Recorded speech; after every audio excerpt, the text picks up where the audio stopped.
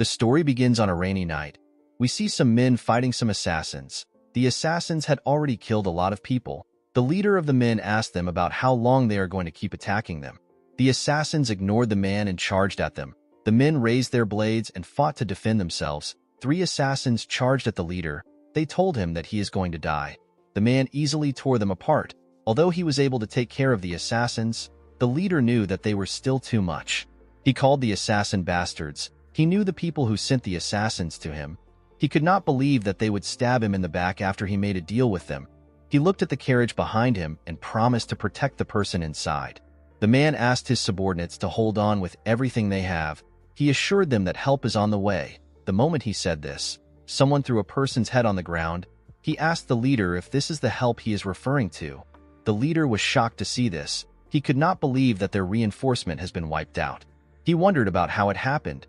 He did not know who killed them. The moment he raised his head up, he saw the Murim Alliance leader with the assassins. This man is known as the first heaven-piercing sword. His name is Dam Chunhak. Chunhak walked up to the leader. He said that the power of the ice pavilion is truly formidable. He told the leader that he never expected them to be able to put up a fight against them. The leader smiled when he heard this. He said that he never expected him to be cocky. He told the alliance leader that he would have been in trouble if he met his master. The assassins were annoyed to hear this. They could not believe that some barbarian was speaking rudely to their master. They said that they would cut off his tongue. They promised to kill him there, before the assassins could do anything. A woman stepped out of the carriage and asked them to wait. The leader was surprised to see the woman known as Wayan. Wayan asked him to not worry about her. Chunhak asked the assassins to back down when he saw the woman. Wayan walked up to him. Chunhak could not believe that his daughter was deceived by barbarians and ended up running away. He told her that he has never been so embarrassed before. He stretched out his hand and told her that everyone makes mistakes. He said that she can be forgiven. He told her that he is going to give her one last chance to return as her father. He believed that she was going to make the right choice because she is smart. Wayan asked her father if he will let the men live if she goes back with him. Chunhak glared at her. The woman understood what he was trying to say. She apologized to him. Chunhak did not expect the apology. He realized that she wasn't leaving with him. He raised his sword. The leader was shocked to see this. Chunhak used his sword to cut his own daughter down. He turned around and said that he no longer has a daughter. He said that she has been influenced by barbarians. He told the assassins that their sole mission is to recover the soul of the Central Plains. He asked them to clean up the mess. The assassins rushed to attack the injured men when they heard this. The leader took out 3 assassins that came close to him. He asked his men to fight till the end. The men accepted his orders and began to fight without fear. While she was on the ground, Wayan told herself that she needs to return somewhere. She apologized to someone in her head for not keeping her promise. She said that it will be different next time. The scene shifts and we are taken to a palace. We see someone reporting to his master. His master asked him to repeat what he said. His master's name is Seol Mudak. He is the Northern Sea Palace Master and our protagonist. His subordinate revealed to him that Lord Bai Muyue, who went to the gathering as an envoy to conclude negotiations with the Murim Alliance, fought the alliance. He and his group were annihilated. The moment he heard this, Mudak released his terrifying cold energy in his palace. His subordinates did not flinch, they simply stood. With a look of anger on his face, Mudak said that he will never forgive the Murim Alliance. He promised to wipe them off the map. He asked his subordinates to get ready. The men quickly gathered outside. Mudak told them that they are going to the Central Plains. In the next scene, we are taken to a battlefield covered with snow. We see an injured Chunhak struggling to stay alive. Several blades were sticking out of his body. He looked around and saw countless dead bodies. He could not believe that his entire army was annihilated. He noticed that his inner energy was depleted. He realized that this might be the end for him. He asked the Northern Sea Palace Master to kill him now. Mudak glared at him when he heard this. He moved close to him.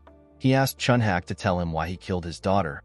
Chunhak laughed when he heard this. He asked Mudak to stop asking a stupid question. With a deranged look on his face, he said that the daughter of the alliance leader cannot be playing love games with a barbarian like him. He said that it would have been a bigger mistake to let Wayan live. Mudak raised his hand and gathered his energy. With a creepy smile on his face, Chunhak told our boy that he won't get what he wants the most even though he took over the Central Plains. The moment he said this, Mudok pierced his heart with his sword which he fired at him. Chunhak could not believe that this is how he is going to die after everything. Memories of his daughter flashed in his head. He remembered how he raised her. He wondered why she betrayed him and associated with a bastard. He remembered how he cut Weiyan down. The man said that he is infuriated and resentful. With the death of the Murim Alliance leader, the 6-year-long Great Blood Battle came to an end. The living legend of the Northern Sea Palace became the uncontested ruler of the Central Plains that day. However, Mudok showed no emotion. He simply gazed at the moon. The scene shifts and we are taken to Mudok's room. We see a flower that seems to have lost its nutrient. Our boy realized that this flower is the only thing he has left. He thought about how he got the flower. In the past, Weiyan barged into his room while he was writing.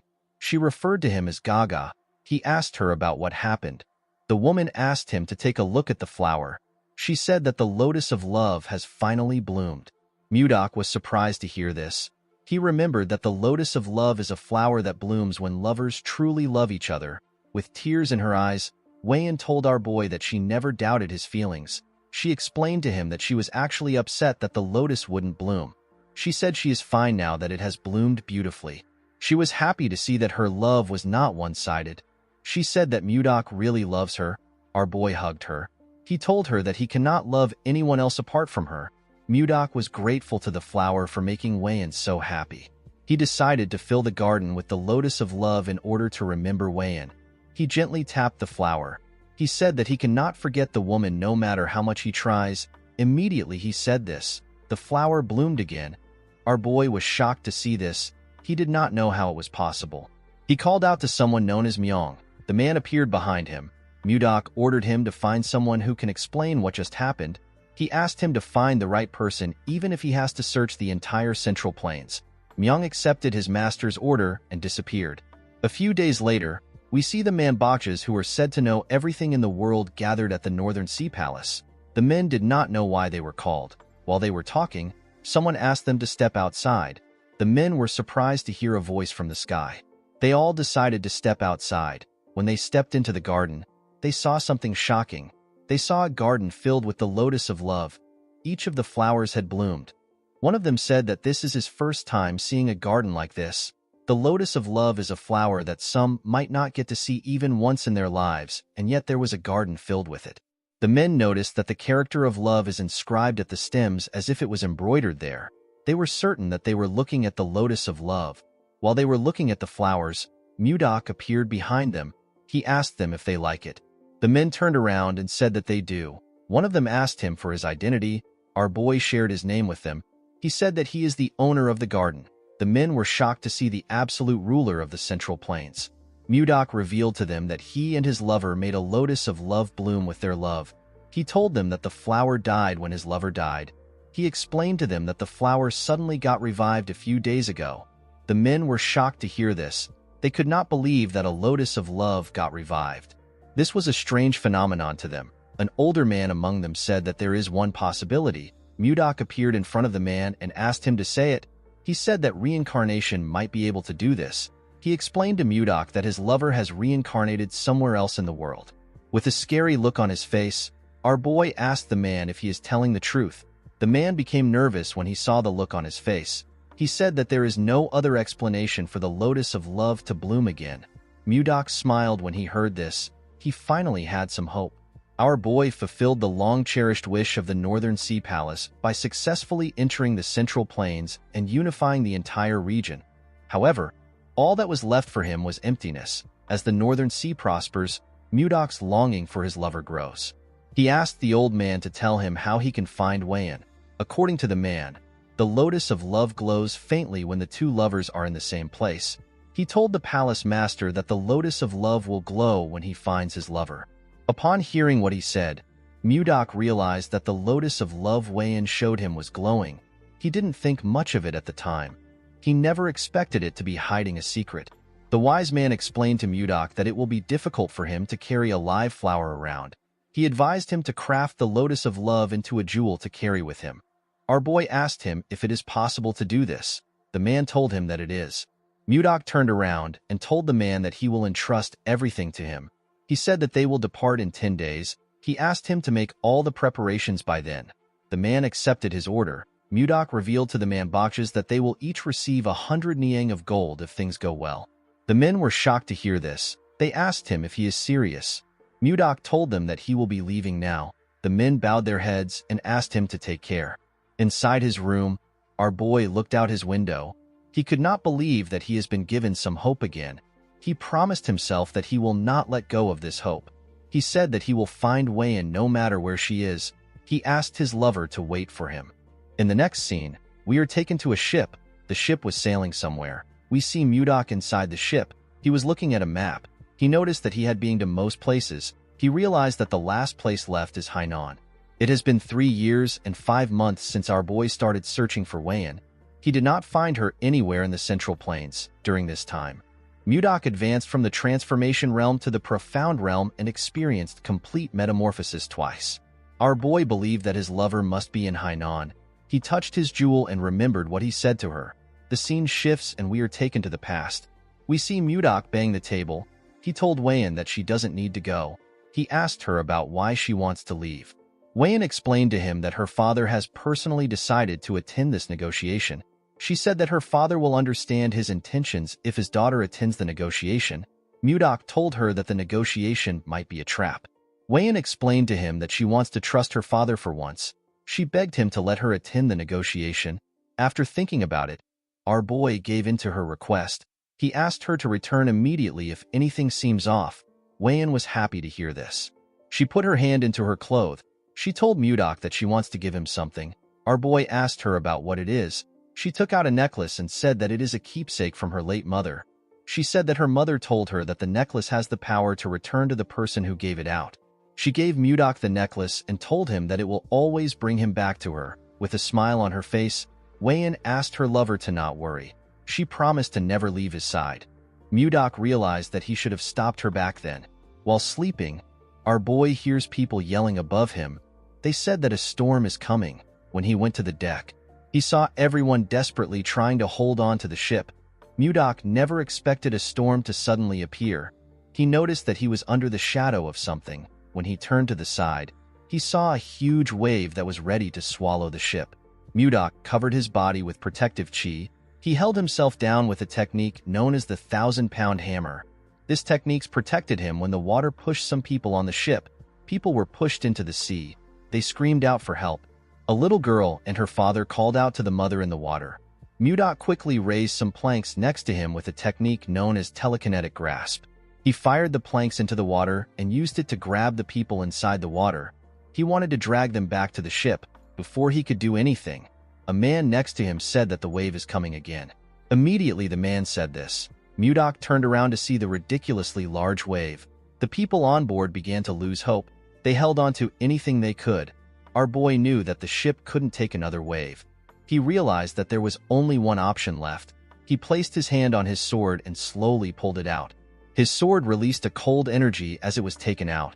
The people did not understand why everywhere was so cold. Mudok decided to freeze the wave. He wanted to use a technique called freezing ice wind. Before he could use the technique, the jewel began to glow. Mudok was shocked to see this. A bright light from the sky pierced through the wave and shined on him. Our boy used his hand to cover his face from the blinding light. Mudok began to float. He suddenly disappeared while he was in the air. After he disappeared, something incredible happened. The storm disappeared and the cloud cleared up. The people did not understand what was happening. When Mudok opened his eyes, he found himself in a cramped space. He realized that he was in a carriage.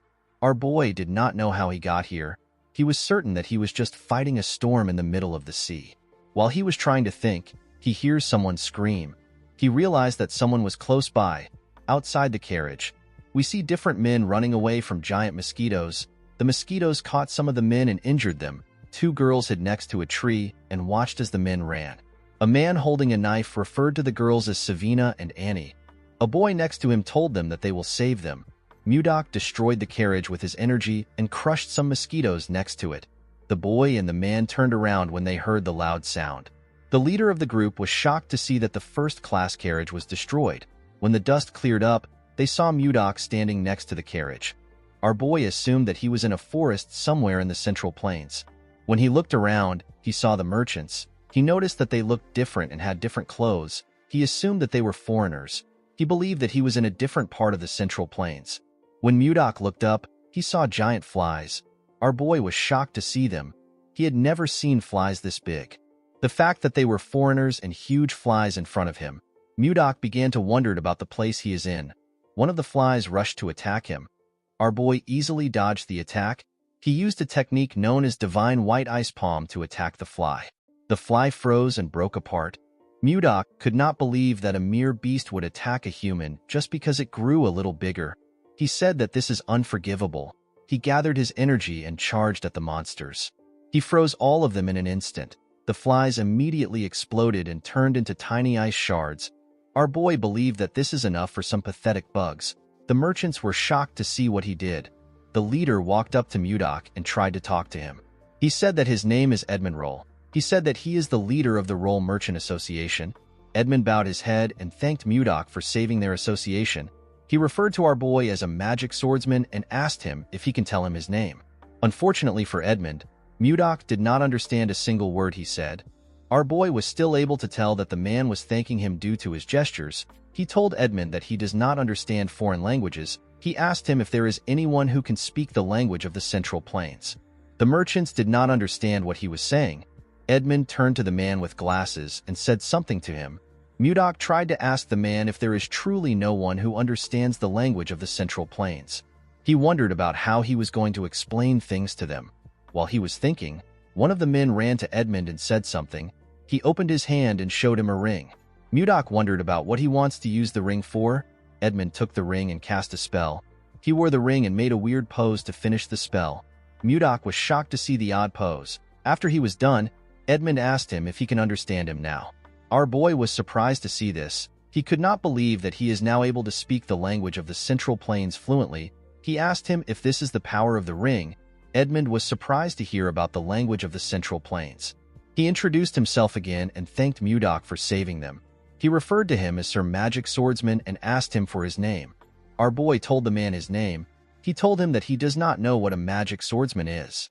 Edmund was surprised to hear this. He explained to Mudok that a magic swordsman is someone who uses both magic and swords like him. Our boy asked the man to tell him what magic is. Edmund was shocked to hear this. He could not believe that someone who just used ice in front of them did not know what magic is. He wondered about where Mudok came from. Our boy noticed that the man was lost in thought. He called out to him. Edmund was wondering about how he was going to start explaining things to Mudok. Our boy was angry to see that the man was ignoring him. He moved close to him and raised his hand. He released a cold energy from his hand and asked Edmund to answer his question quickly. Edmund became nervous when he saw this. He realized that the person in front of him is crazy. He decided to just explain things to him. He did not want to find out about what will happen if Mudok goes on a rampage. He told our boy that he will explain. He asked him to calm down. In the evening, we see the two of them sitting next to a fire. Mudok was surprised to find out about something called magic in this part of the Central Plains. He realized that the world is quite vast.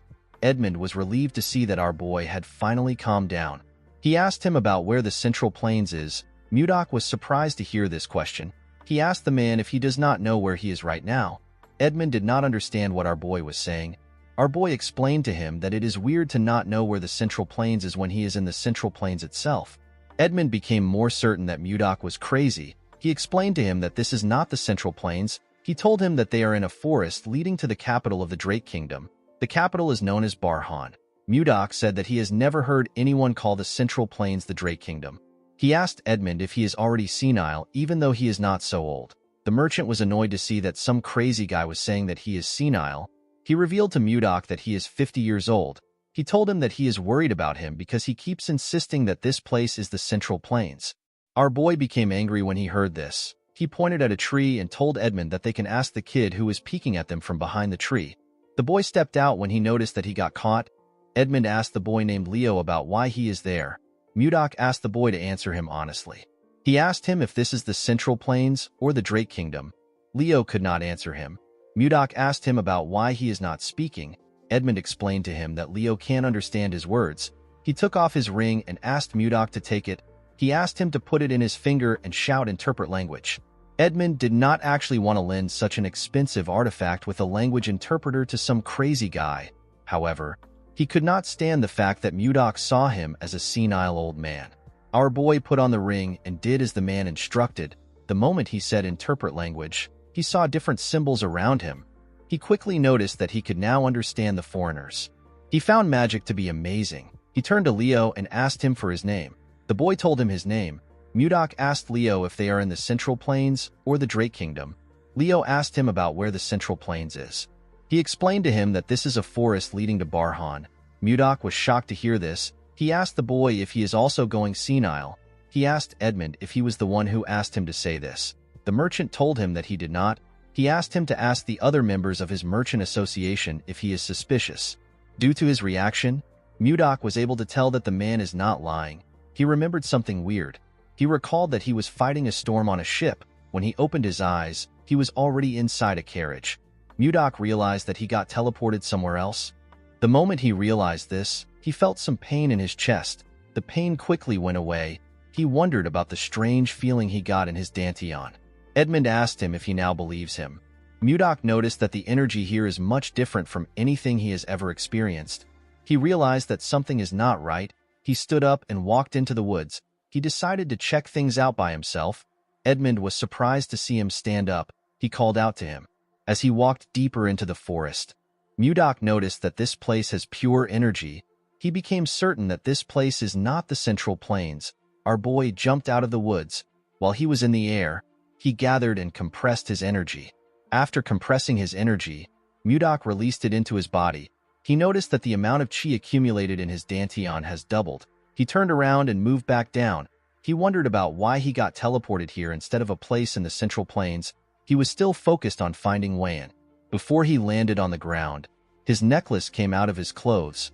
Mudok wondered if he got sent here because of the light emitted by the necklace earlier.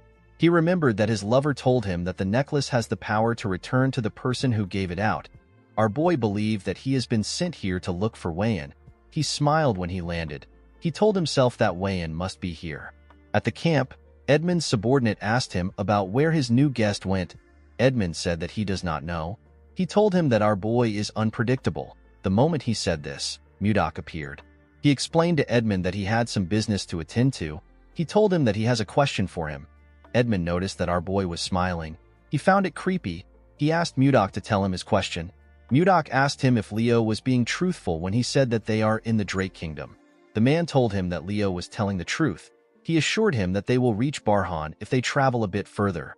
Mudok asked him to tell him where Barhan is. A little boy next to Edmund asked our boy if he does not know anything about this place. He asked him if he spent all his time training in the mountains. The boy said that he has heard stories about eccentric people like him. He said that this is his first time seeing an eccentric person in flesh.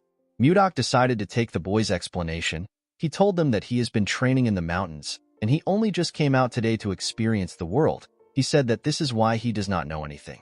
Mudok had never heard of places like the Drake Kingdom and Barhan. He decided to get more information about the place from the kid. Due to the fact that some of them had different colored eyes, our boy assumed that he was in the land of the Western barbarians, which he had only heard of. The boy was happy to hear what Mudok said. He was happy to see that he was right. He referred to our boy as Sir Magic Swordsman and offered to teach him a few things. Mudok accepted his offer. The boy walked forward and asked him to follow him. Mudok asked the boy for his name. The little boy introduced himself as Luffy. Edmund found it creepy that the crazy man was acting friendly. He could not understand what was going through our boy's head. Mudok began to learn about this place and the language the people use from Luffy. Our boy realized that this place wasn't a foreign land. It was actually an entirely different world. The land was oddly shaped and the writings differ from anything he had seen before. In this world, there are other species apart from humans. Elves and dwarves exist. Apart from them, beings known as beastmen also exist on the continent. Of all the species, the strongest are creatures known as dragons. Mudok believed that they were lizards with wings. There are also things known as warp magic and magic circles. According to Luffy, warp magic can be used by 5th circle mages and above. They draw a round magic circle on the ground and chant a spell. This allows one to travel to wherever they wish. The better the mage's ability, the further they can warp. To Mudok, magic was an inexplicable sorcery. He looked up to the sky and wondered about the other amazing things that this world could hold. Immediately he raised his head up. He noticed something strange. There were 3 moons in the sky. This was something he could not even imagine in the Central Plains. He wondered if Wayan was really the one who summoned him to this place. While he was thinking, someone screams at the girl known as Savina. He begged her not to do something. Mudok quickly turned around. He noticed that something was happening around the camp. Savina asked the man to tell her why she can't do something. The girl held a knife and grabbed Annie. She asked everyone to not come close to her unless they want to die. The merchants begged Savina to not do anything.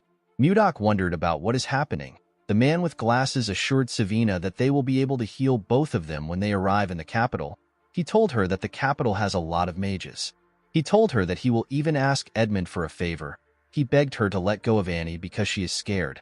Savina asked the man whose name is Charles if he thinks that she is stupid. She reminded him that healers are rare even in the capital. She asked him if he knows how much it costs to heal one person.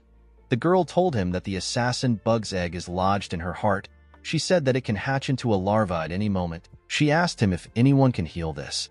Charles did not know what to say to the girl. With tears in her eyes, Savina told him that the egg will tear she and Annie apart when it hatches into a larva.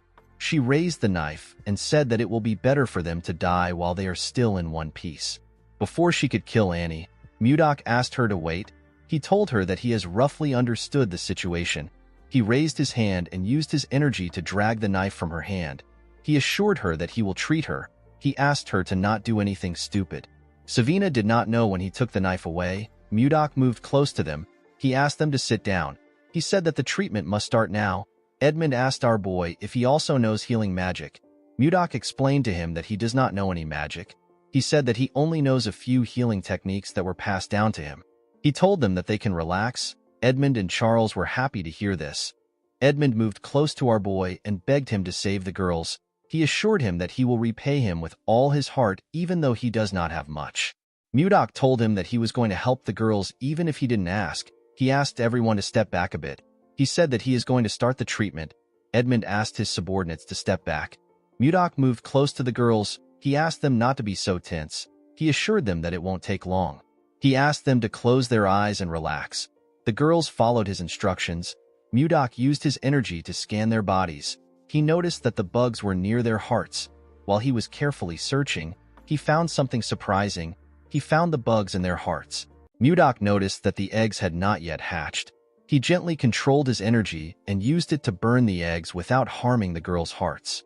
Their hearts shined brightly. The girls let out a burp after the eggs were burnt. Mudok stood up and told them that he has taken care of the problem. The girls were shocked to hear this. They asked him if he is serious. Our boy assured them that he has destroyed the bug eggs. He asked them to take things easy. Edmund and the rest of the group were shocked to hear this. Edmund asked Mudok if Annie and Savina are fine now. Our boy did not understand why the merchant was doubting him. He assured him that they are fine. He revealed to the two girls that there will be no side effects. He asked them to not worry about it. The girls bowed their heads and thanked him. Savina told him that he is their savior.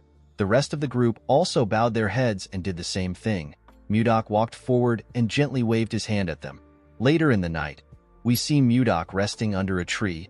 He never expected the day to be so stressful. He touched his jewel and said that he misses his lover on days like this. He looked at the stars and prayed that he will meet Wayan soon. The next day, we see the group traveling towards Barhan. Edmund took off his jacket and placed it on his head. He wondered why everywhere was so hot today. Even Mudok had to tie his hair because of how hot it was. It was quite scorching. Luffy offered him a bottle of water. Our boy thanked him and accepted it. Before drinking the water, Mudok noticed that it was lukewarm. He released a little cold energy into the bottle and made the water cold. It was now much better for him. Luffy asked him if he is all right. He told him that everywhere is quite hot. Mudok shoved his bottle in Luffy's face. The boy was shocked to see that the water was cold. Our boy asked him to take it. Luffy accepted the bottle. He wondered why it was so cold. Mudok asked him to drink it. The moment he put the water in his mouth, he tasted some ice inside it. The little boy was happy to taste such a refreshing cold water in the scorching heat. Mudok smiled when he saw the look on his face. He asked Luffy if it is very refreshing. Luffy took out another bottle with a bright smile on his face. The boy asked Mudok if he can also freeze this bottle. Our boy did not see any issue with this. This boy already helped him a lot. The least he could do was to freeze his water bottle. He stretched out his hand and released a small amount of cold energy. Luffy began to cheer when our boy told him that he is done. While he was looking at the boy, Mudok noticed that the others had surrounded him. They all held out their water bottles and begged him to freeze it for them. They wanted to taste the refreshing ice water that Luffy drank. Of course, this was not difficult for Mudok, but he knew that he might create more stress for himself if he grants their request. Edmund tapped one of his men and asked him about what is happening. He moved close to them and asked someone to explain what is happening to him. Luffy revealed to him that Mudok made some ice water. He told him that the seniors now want to drink this cold water. With a weird look on his face, Edmund called out to Mudok. Our boy asked him if something is wrong. Edmund went on his knees and presented his bottle to him. He said that he also wants some ice water. Our boy was surprised to see this. He asked the man to give him his bottle. Mudok decided to stay with this caravan in order to learn more about this world. This people already helped him in solving the biggest problem he had. This problem was the language barrier. Our boy did not see it as a big deal to give out ice water to them. He froze Edmund's water for him. The man thanked him. He quickly drank the ice water. Edmund noticed something odd. He told Mudok that something is strange. Our boy did not expect this. Edmund asked him about how he created the ice. Mudok asked him about why he is asking the question. He asked him if something is wrong. With a bright smile on his face, Edmund told our boy that the ice is absolutely perfect. He revealed to him that he has tried all the ice available on the continent. He said that he has never tasted this kind of ice before. The ice water was on another level to the man. He told Mudok that he is quite amazing. Mudok had never heard about ice being tasty. He said that he merely froze the water. He asked Edmund to tell him what he means when he says that the taste is different. According to Edmund, when creating ice, it is common to use the cold attributes of mana in the air to freeze water directly. It can also be done by gathering moisture from the atmosphere. During this process, impurities from the mana gets mixed into the ice. This affects its taste, however. Since each mage has a unique mana signature, it is rare to find someone who can create pure ice. It is basically hard to get pure ice. Edmund told Mudok that his ice is incredibly pure. This is why it tastes so good. Our boy now understood why the group reacted so enthusiastically. He could not believe that something as simple as ice would get him this kind of reaction. He almost felt pity for them. Since he was in a good mood, Mudok decided to create more ice. With a smile on his face, he released his energy. Before he could do anything, Edmund called him Sir Magic Swordsman. Our boy asked him if there is something wrong. Edmund pointed his hand at the sky and said that he has a proposal for him. A few days later, we see Charles directing some men carrying buckets filled with water. He asked them to take the buckets to the back of the store. At the back of the store, we see Mudok gather his energy. He used it to freeze the buckets of water in front of him. He turned the water into ice cubes. The merchants clapped for him when they saw this. They rushed to carry the buckets. While looking at them, Mudok thinks about what led him to this place. The scene shifts and we are taken to the past. We see Mudok shocked after hearing Edmund's proposal. The man explained to our boy that he wants to revive his merchant association by selling the ice that he makes. He became nervous when he said this. Mudok realized that Edmund had a hidden agenda when he kept going on about how refreshing the ice is. Edmund told our boy that fourth circle mages who can make ice are too arrogant and end up making subpar ice. He told him that they need to target this market. Mudok could tell that Edmund does not have any ill intentions. He actually wanted to revive his struggling merchant association. Our boy did not want to offer his service for free. He decided to negotiate. He told the merchant that it will be a 70-30 business. Edmund asked him to explain what he means. Mudok told him that he will take 70% of the profit because he is making the ice, while Edmund will take 30% for selling it. The merchant knew that this wasn't a bad offer because ice sells like hotcakes. He decided to try negotiating further. He explained to Mudok that he will need wagons for transport, workers that will pull this wagons and mages that will keep the ice from melting. He told him that the upfront cost is quite significant. He asked our boy if he can make some adjustments to the percentage. Mudok told him that he will reduce it to 60-40. The man was shocked to see that our boy easily accepted it. He took out a paper and told Mudok that they need to draft a contract. Mudok agreed to the negotiation because this place was a good place for him to learn about this world. The business was actually booming more than he expected. While they were trying to sort things out, Charles barged into the room. While breathing heavily, he told Edmund that he needs to come out for a moment. Edmund and Mudok were surprised to hear this. They wondered about what was happening. At the front of the store, we see a large amount of people shouting. They said that they wanted to buy the ice candy. someone begged the association to sell some of their ice to them. One man introduced himself as Arnold. He said that he came from Narrell City to do business with their merchant association. Edmund asked the people to form a line. They ignored him and continued shouting. The man did not know what to do. While they were shouting, someone asked them to keep quiet in their heads.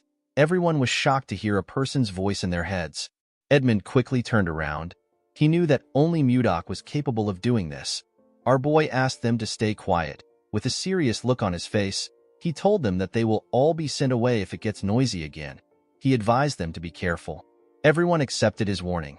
Now that they were quiet, Edmund explained to them that his merchant association only sells in bulk. He apologized to those who came to purchase a small amount. He asked them to leave. He told them that they might have small-scale sales in the future. Some people begged the man. They told him that they came from far places.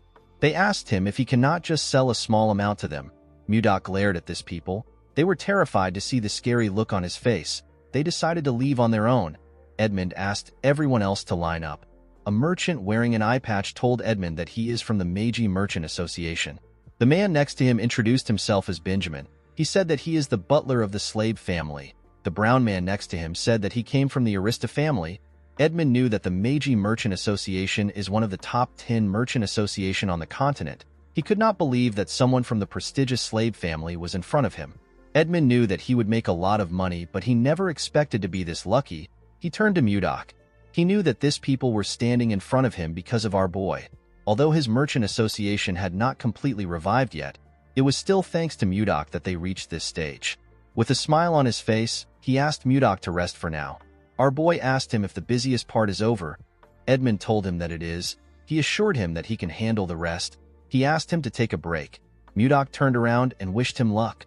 Although he felt bad that he was making our boy work, Edmund had his own reasons for reviving this merchant association. In order to avenge his parents and siblings who died unjustly, he needed to fully revive this merchant association and use it to take revenge on Duke Icarus, who ruined them by using the Akasa Merchant Association.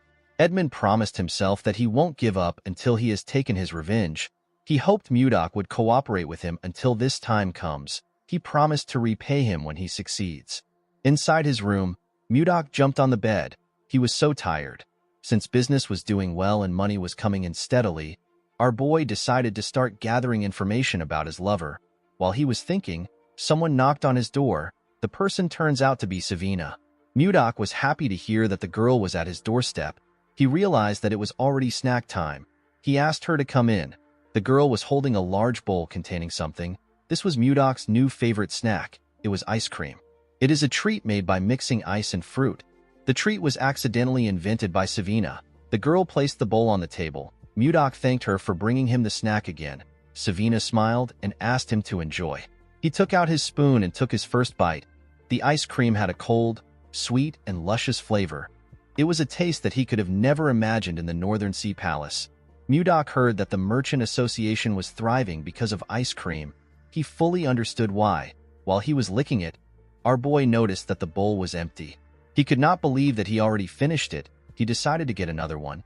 He did not want to go by himself, but he had no choice since everyone was busy. When he got into the store, he could hear some noise outside. He wondered about what was causing this noise. At the front of the store, we see Savina asking someone to line up. The bastard smiled when he heard this. He asked Savina to tell him who gave her the power to order nobles around. Mudok wondered about who the young men were. The boy next to the chubby boy believed that Savina was asking them to line up because she did not know who they were. He asked her to shut up and bring out the ice cream.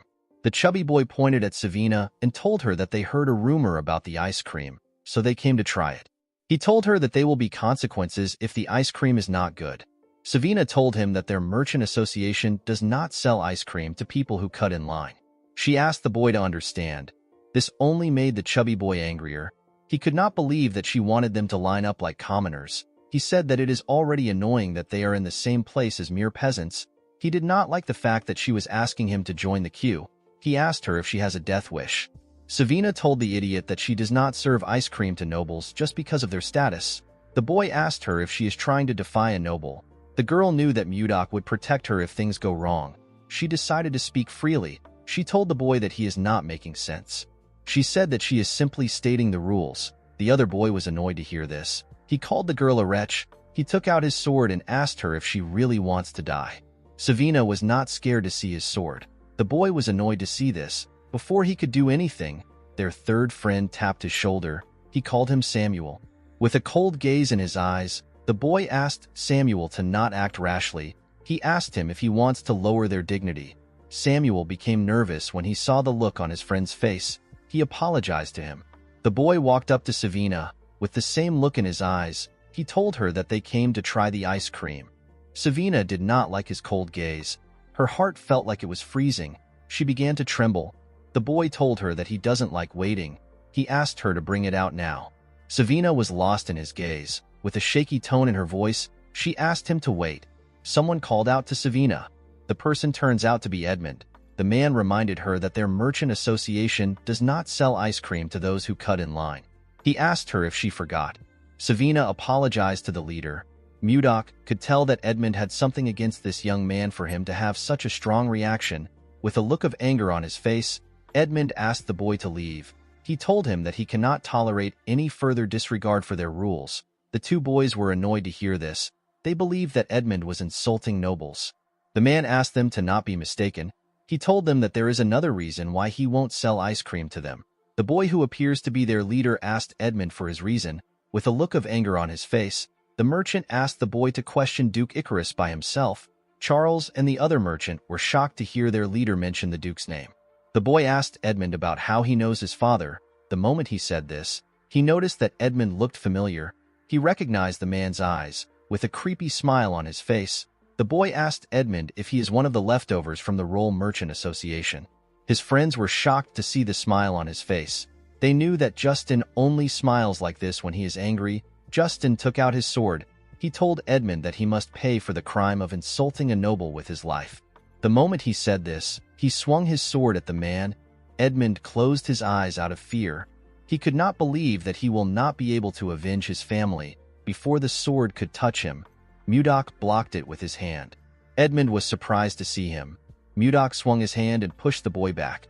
Justin was annoyed to see this. He called our boy a bastard. He asked him if he has a death wish. Mudok could not believe that this nonsense happened when he came down to get some ice cream.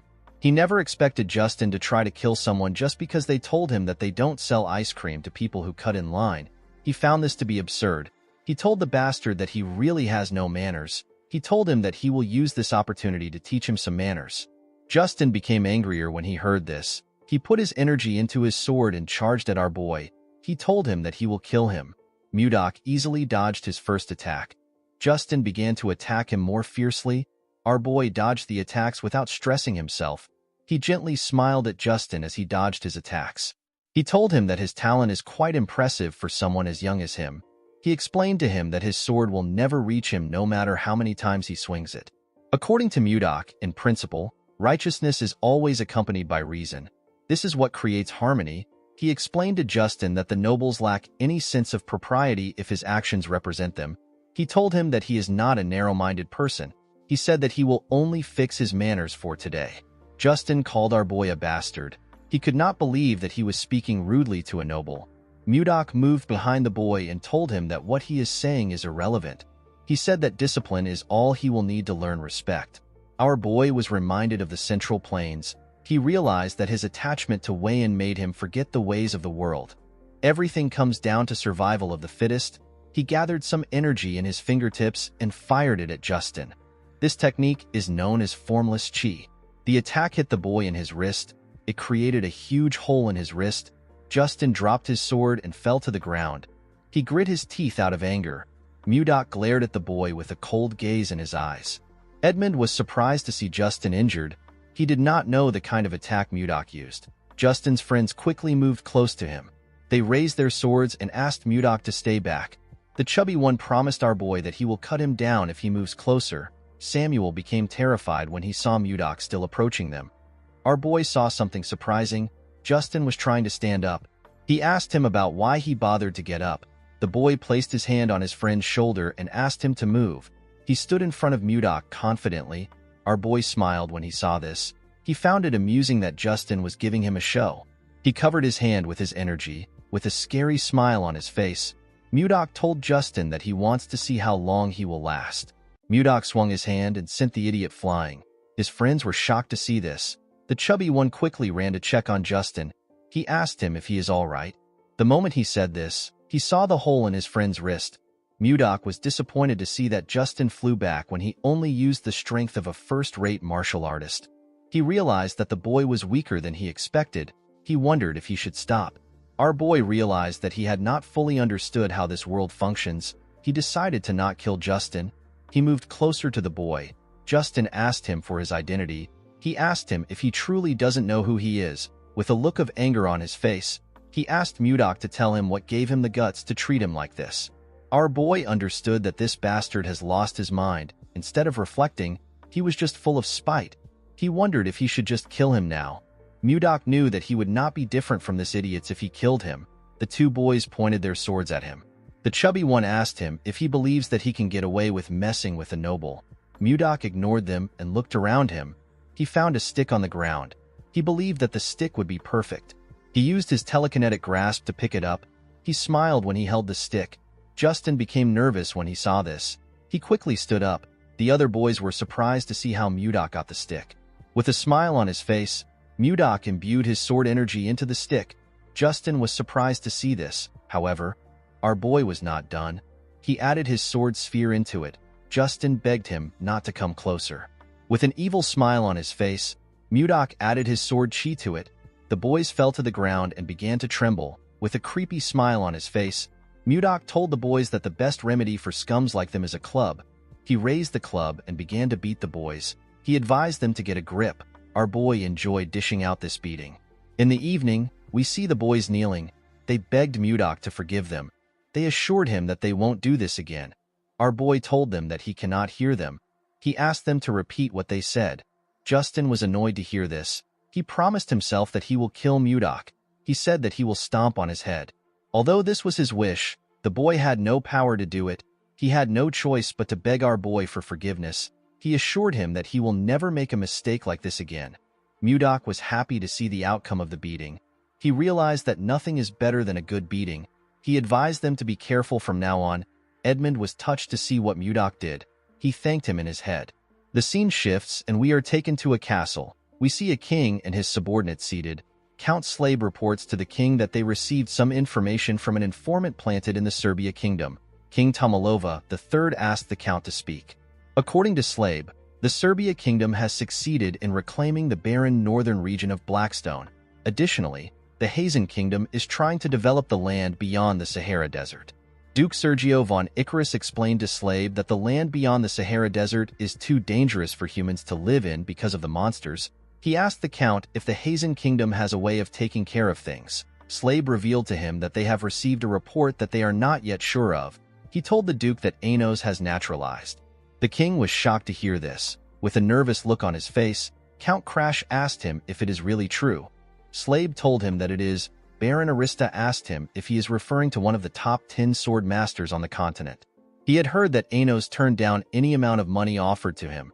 The king wondered why Anos ended up in Hazen instead of wandering the continent without belonging to any factions.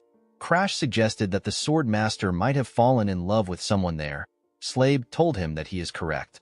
The men were surprised to hear this. The king asked his count about who the woman is. Slabe told him that it is someone they all know quite well. The person turns out to be Princess Daphrin. She is the younger sister of the current king. The king is known as Laird II of Hazen. The men were surprised to hear that Laird, who cherishes his younger sister as his most prized possession, gave her away to a man. Tomalova told his subordinates that the Hazen kingdom now has 2 sword masters. Slabe explained to his king that the Hazen kingdom will likely attempt to expand their land. This is a goal that they have repeatedly failed to achieve since the reign of Laird I. Tomalova became worried when he heard this. In the east, the Hazen kingdom is expanding its territory. In the south, the commercial Serbia kingdom is developing its land. Across the Western Sea, the Jeva Empire is also expanding its land. Tomalova knew that they could not stay idle. He asked his subordinates to share their opinions on what they should do. The duke suggested that it would be beneficial for them to also expand their territory. The king reminded him that they do not have any suitable land for expansion. He asked him if he is suggesting that they cross the Lazar Mountains to the north. Sergio stood up and told the king that they have no other choice. Everyone was surprised to hear this. Expanding into the north is difficult. Even if they succeed, the entire area is covered in ice. This will render their efforts useless. Heading to the north would ultimately mean that they were pushed out of the power struggle. This is why everyone is hesitant. Tomalova knew that someone will soon be sent to the north to address the issue of territorial expansion. He turned to his count. Slave nodded at him. He told his subordinates that the meeting will end for today. He told them that they will reconvene at another time. Slave walked out of the room with the king. The duke realized that the count and the king were hiding something. The scene shifts and we see the king and the count in a room together. Tomalova asked Slave if he has made any mistakes recently. The man said that he hasn't. Tomalova realized that the duke is up to his usual tricks again. Since 10 years ago, he has been sending anyone who opposes him to the north. Slave told his king that this is all because of his shortcomings. Tomalova asked him to not say this. He told him that he is the only one he trusts among his retainers. He told the count that he heard a rumor about some kind of ice being sold in the capital. He asked him if he knows anything about it. The count realized that the king was referring to the ice candy made by the Roll Merchant Association. Tomalova was surprised to hear the name. Slave explained to him that the ice is different from regular ice. He told him that it earned its name because it is so sweet. The king asked the man about how long the trading company stays open. The count said that they are open till night. He realized that the king wanted to taste the ice candy. He revealed to the king that he is planning on going on a secret outing soon. He told him that they can check the store together. Tomalova smiled when he heard this. He commended the count for being able to read his mind. Slave told him that it is his duty to understand his desires as his aide. Tomalova asked him about when he plans on going for this secret outing. The scene shifts and we are taken to Mudok's room. We see the kids begging our boy to teach them magic.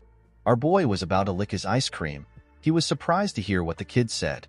Savina apologized to him for barging in. She knew that it was improper. The girl also knew that not everyone can learn magic. She told him that they have no choice but to learn it. Annie explained to him that the company might face danger again like last time. She promised him that she will train hard. She begged him to teach them. Mudok found it nice to see the kids determined. He placed his ice cream down and reminded them that he does not use magic. Luffy asked him if he uses martial arts like he mentioned before. Our boy told him that he remembered it correctly. He released some of his energy and revealed to them that he uses the Ice White Divine Palm. He told them that he cannot teach them magic because he also doesn't know how to use it. Leo asked him if he can teach them martial arts instead. Mudok was surprised to hear this. The kids agreed with Leo's idea. They believed that it would be amazing to learn martial arts. They begged Mudok to teach them martial arts. Our boy did not know what to say. He noticed that they had earnest eyes and a strong resolve to see their goals through. They reminded him of his childhood. He remembered how his younger self asked someone to teach him martial arts. The person glared at him. Due to the fact that he was urgently searching for his lover, Mudok felt like it would be wrong for him to accept some students. However, these children also wanted to protect someone, and more than anything, they have been helping Mudok out in many ways even though they don't know him well. According to the rules, our boy was not allowed to teach the martial arts of the Northern Sea Palace carelessly. Mudok wondered if this rule still applied in a different world. Savina begged him to teach them. Our boy asked the children to let him think about it. He asked them to come back by this time tomorrow. He told them that he will give them his answer then. The children were happy to hear this. They believed that Mudok was going to teach them. Leo told him that they will never forget his kindness even in death. Our boy realized that the children misunderstood him. Before he could explain himself, the children turned around and left the room. They were excited to be learning martial arts. They closed the door and asked him to sleep well. Mudok decided to figure things out later. He wondered if he was like this when he was their age. He realized that his master must have had a hard time. He opened his window and looked outside. While he was thinking, he heard the sound of metal clashing from the forest. He found this odd. Inside the forest, we see Count Slave kill someone in front of him. The person was wearing a hood that covered his face. The count was with the king. He wondered if he could hold out before reinforcement arrives. He could not believe that they were ambushed the day they went out to eat the ice candy. While he was thinking, he hears a loud sound behind him. He quickly turned around. He saw a mage cast a spell known as Fire Bomb. The mage created several fireballs. He fired them at Slave. The count grit his teeth and charged at the attack. It created a huge explosion in the forest. The king was shocked to see this. He quickly ran to him. Slave told him that he is fine. Tomalova reminded him that his arm is bleeding. The Count moved in front of him. He asked the king to forgive him for his rudeness since it is an emergency. The king assured him that he understands. Slabe did not expect a mage to be among them. He was not able to tell because their attires were similar. He ordered his men to not lose their composure. He asked them to reorganize the formation. The soldiers quickly followed his order. The leader of the assassins asked them to not let a single person live. One of the assassins said that he will take Slabe's head. The Count charged at the assassin and swiftly cut off his head. The other assassins were shocked to see how fast Slabe was. They quickly rushed to attack him. Slabe blocked their attacks. He moved close to one of them and asked him about who sent them. The man told him that he does not need to know since he will soon die. Slabe realized that the magic attack took out a lot of his men. He could tell that this people had no intentions of letting them live. Although he did not like the situation, the Count knew that he had to protect the king at all cost. He must do this for the sake of the kingdom. The mage raised his hand and prepared to use another attack. Slabe ordered his men to gather around the king and protect him. The mage laughed when he heard this. He told the Count that he is too late. Before the man could use his attack, someone struck him down with ice. Everyone was surprised to see this. The leader of the assassins asked the person for his identity. As expected, the person turns out to be Mudok. With a smile on his face, our boy said that he has been caught. Mudok jumped off the tree and appeared behind the leader. He knocked out an assassin next to the leader. He said that he wanted to see the moon, but everywhere was so loud that he had to come there.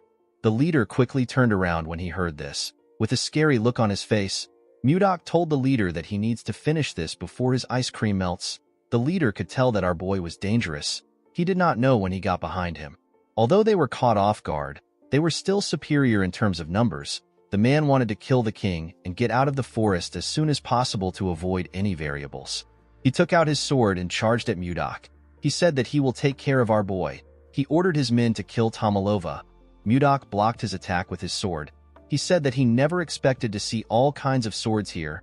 He decided to respect the leader by using his sword, which is known as Sullen. He asked the man to come at him. The leader was annoyed to see this. He charged at Mudok and told him that he will not get out of the fight alive. Our boy found this exhilarating. He advised the man to do his best. He easily blocked the man's attack. The leader took out his other sword and used it to attack him. Mudok dodged his attacks without stressing himself. The man put his sword together and attacked our boy from both sides. Our boy was still able to dodge it. Before the man could attack again, Mudok pushed his sword away and hit him in his back. The man grit his teeth to endure the pain. Our boy raised his sword and began to attack the assassin.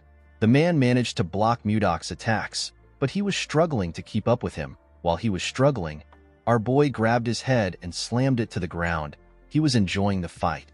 The moment he stood up, rain began to fall. Tomalova asked the Count about what is happening. Slabe advised his king to be cautious. He asked him to step back.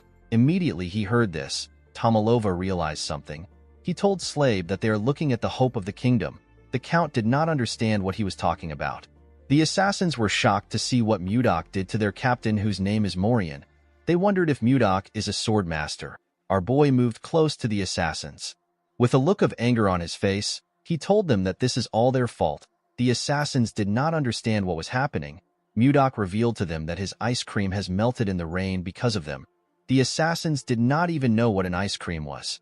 Our boy told them that he will show them how fearsome a grudge born from ice cream can be. He told them that he will count to 3. He said that he cannot guarantee the lives of those who remain after he is done counting. The assassins believed that he was spouting nonsense. One of them said that they can get rid of him if they all attack at once. The other assassins agreed with this. Mudok began to count. The assassins charged at him. They wanted to shut him up. When he got to 3, the assassins had already gotten close to him. He activated his protective chi. This allowed him to block all the assassins' attacks. They were shocked to see a barrier. Mudok released a large amount of his cold energy. He asked the assassins to not say his sword is merciless. The moment he said this, he swung his sword. Huge pieces of ice came out of the ground and tore them apart. The king and the Count were shocked to see this. After taking care of the assassins, Mudok put his sword away. He said that vengeance has been served. He jumped out of the area. The Count was surprised to see that our boy left like that. Tomalova turned to him. He told him that they cannot waste any time. Slabe already knew what the king wanted. He placed his hand on his chest and told Tomalova that his wish is his command. In the next scene, we see one of the merchants talking to Edmund. He revealed to him that the children are studying magic. Edmund was surprised to hear this. He reminded the man that magic is not something that one can study on their own. With a serious look on his face, he asked the man if Mudok is the one teaching the children. The man told him that he is correct. He explained to him that his family members also want to learn magic. He did not understand why Mudok was only teaching 4 children. Edmund began to laugh like a crazy person when he heard this. The man was surprised to see this. He assumed that Edmund was tired from overworking. The merchant was actually happy that Mudok was teaching the children, especially since numerous people want to learn magic. He stood up and asked the man about where the children are learning. He asked him to lead the way. Edmund believed that the day his trading group will reach the top is no longer far. The scene shifts and we see the merchant talking to Mudok. With a smile on his face, Edmund told our boy that he knows everything. Mudok asked him to explain what he means. Edmund revealed to him that he heard that he is teaching the children magic.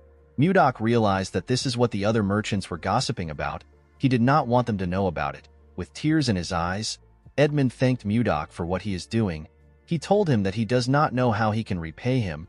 While they were talking, Charles came to meet them. Edmund asked him if something happened. The man said that there is a guest for Mudok. Our boy seemed to be annoyed to hear this. Edmund was surprised to hear that Mudok has a guest. The guest moved close to Charles. Edmund did not recognize the man. The young man went on his knees and begged Mudok to help him. Our boy asked him to leave. The man grabbed his leg and revealed to him that the king said that he will come by himself if he is not able to bring him to the castle. Mudok told the man that he has no reason to trust him. Edmund was surprised to hear about the king. Our boy used his leg to hit the man's face. The servant begged him not to decline the king's invitation. Mudok gently moved his leg out of the man's hand. He asked him about why he always comes to this place to harass others every day. He walked forward and advised the man to stop wasting his time. He asked him to leave. Mudok did not want to get involved with things like this because he did not think that it would give him a clue about Wayan. As he walked forward, our boy took a look at his necklace. He remembered the conversation he had with someone. The scene shifts and we are taken to the past. We see a man begging Mudok. Our boy told the man that he has no interest. He explained to him that he has gotten the entire gangbuk in 3 years. He said that the people of the Central Plains will soon come looking for them. He asked the man to tell him why they need to negotiate with the slimy bastards. Manhwa explained to him that there are situations where a person shows their strength, and there are times when a person does not do anything. He told Mudok that this is the time to show others that the Northern Sea Palace is not just about brute force. He assured our boy that they can show their power again if this method doesn't work. He told him that he will take charge of the negotiation. Mudok smiled when he heard this. He told him that he will leave everything to him. He took a sip of his tea and told Manhwa that they will attack the Central Plains if the negotiations fail. Manhwa laughed when he heard this. He believed that it was impossible for the negotiations to fail. On his way to the negotiations, Mudok met Wayan for the first time. The two of them immediately locked eyes. They could feel their hearts beating. Mudok knew that this was the woman of his destiny. That day was the best day of his life. In the present, Mudok smiled when he remembered the day he met his lover. He decided to only think about her. He did not want to focus on any stupid thing. While he was thinking, Luffy waved at him. He and the other children seemed to be meditating.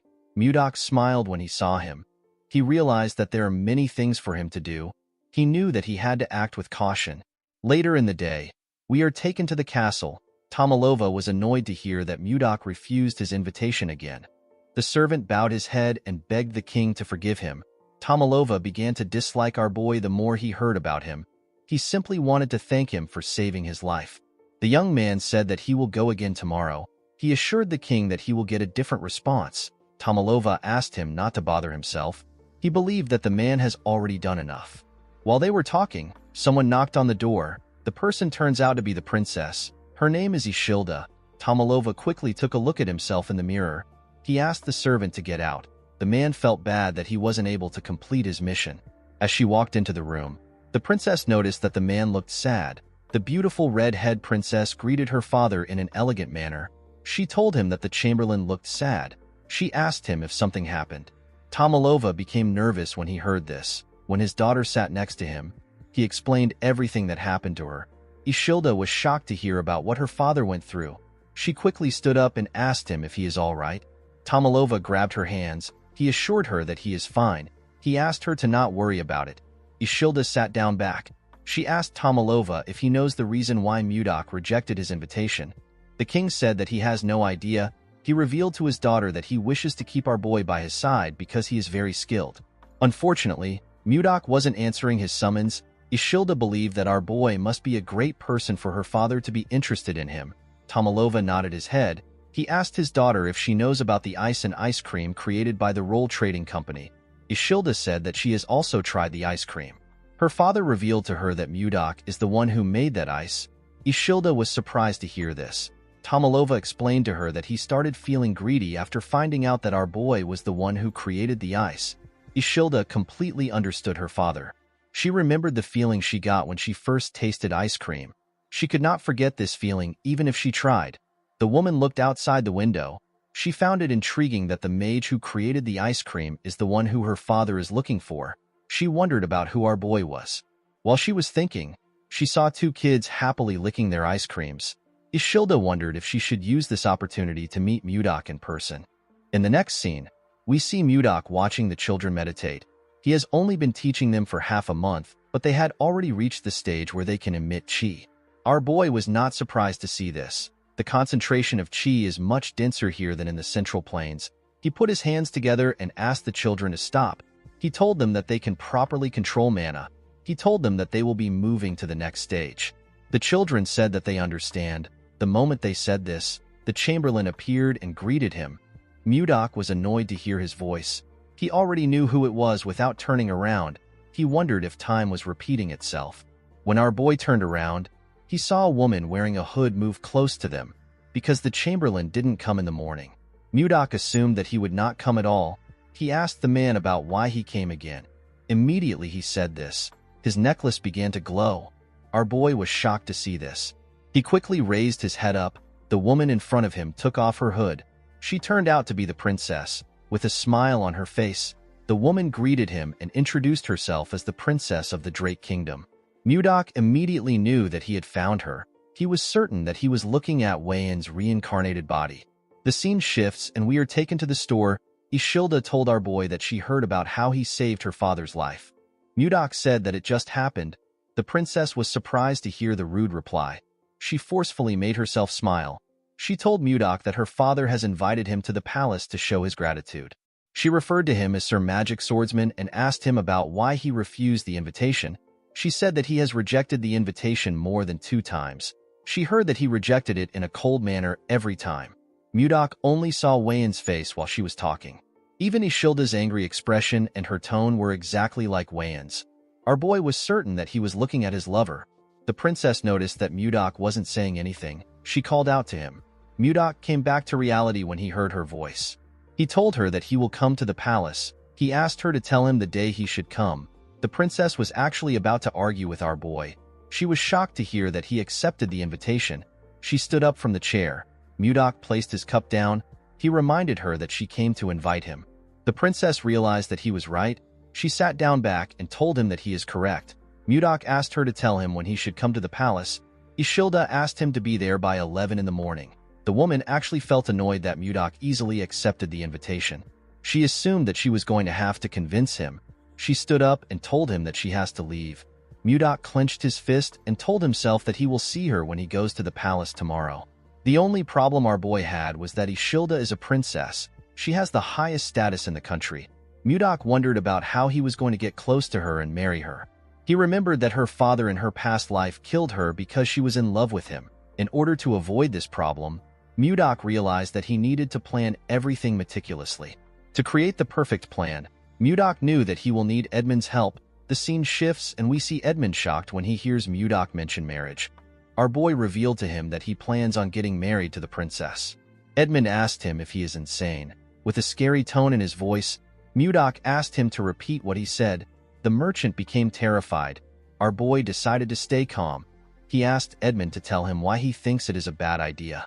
The man revealed to him that Ishilda is the only child of Queen Swan. Unfortunately, the queen is dead. Ishilda is the sole legitimate heir and first in line to the throne. He told our boy that it makes no sense for someone like him who has no proper status to think about marrying the princess. Mudok was annoyed to hear this. Edmund explained to him that he needs to be a prince from another country in order to become the princess's suitor. Even if he is not a prince, he should at least come from a high-ranking noble family. Mudok understood that he needs to attain a status equal to that of the princess or gain great prestige. He needed to do this to aid his plan for marriage. Edmund told him that he might have a shot if he achieves something significant. Mudok stood up. He decided to give it a shot. The merchant stopped him before he could leave. He asked him if he knows the rules that he must follow in the palace. Our boy was surprised to hear that there are rules to follow. Edmund could tell that he did not know. He moved close to his shelf and took out some books. He placed the books talking about proper etiquette on his table. Mudok was shocked to see the amount of books in front of him. Edmund knew that our boy might make a mistake if he lets him go like this. This mistake can affect their business. With a smile on his face, the man assured Mudok that he will thoroughly educate him. Our boy did not understand why the man seemed excited. He picked up a book and asked Edmund to take care of him. Mudok was forced to listen to Edmund's lecture all night long. The next day, we see Mudok dressing in front of the mirror. He stepped out of the store in really nice clothes. He decided to head to the palace. The scene shifts and we see our boy arrive at the palace. He greeted the king in an elegant manner. The king welcomed him with a bright smile. Mudok looked around. He noticed something odd. The officials were in the room. Our boy assumed that he was going to have a private meeting with the king. He did not understand why there were so many people. Ishilda gently whispered to our boy. She apologized to him. She did not intend on scheduling the appointment on a day like this. Due to how flustered she was, Mudok could tell that she wasn't lying. Next to the Duke was his son. Justin asked the princess about why our boy was there. Mudok remembered the boy as the little idiot he beat up. Our boy smiled and glared at Justin. The boy was infuriated. He wanted to curse Mudok. His father asked him to cease his behavior. He asked him if he plans on making a fool out of himself in front of the king. Justin calmed himself and told his father that he understands. Tomalova told Count Slave that Justin must have been through a lot. The Count told him that he is right. Tomalova cleared his throat and asked Mudok to tell him why he suddenly accepted his invitation. He told him that he has been disappointed for some time. Mudok told him that there is a reason for his actions. The king asked him to share his reason. Our boy explained to him that the Roll Merchant Association is currently very busy due to a shortage of manpower. He said that he is the busiest among everyone because he constantly has to produce ice. He told Tomalova that he wanted to get the ice done before meeting him. However, due to the constant barrage of daily orders, the ice he produces keeps running out. Mudok told the king that he kept postponing the invitation until today.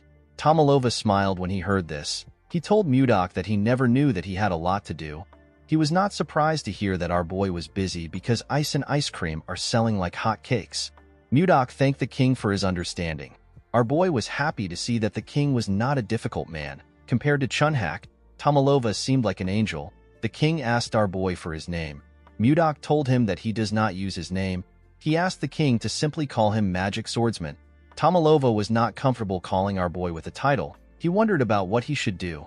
Mudok felt like the king should just give him a name if he is not comfortable using a title. Ishilda actually told her father that he can personally give Mudok a name. Tomalova was surprised to hear this. Ishilda explained to him that he can bestow our boy with a title. The Duke was surprised to hear this. Tomalova was also surprised to hear this. The princess told him that a title is a perfect reward for someone who saved his life. Duke Icarus smiled when he heard this. He told the princess that she is right. He said that it is a brilliant idea. He believed that it was a fitting reward for the person who saved their king. He said that they need to honor this good deed for Mudok.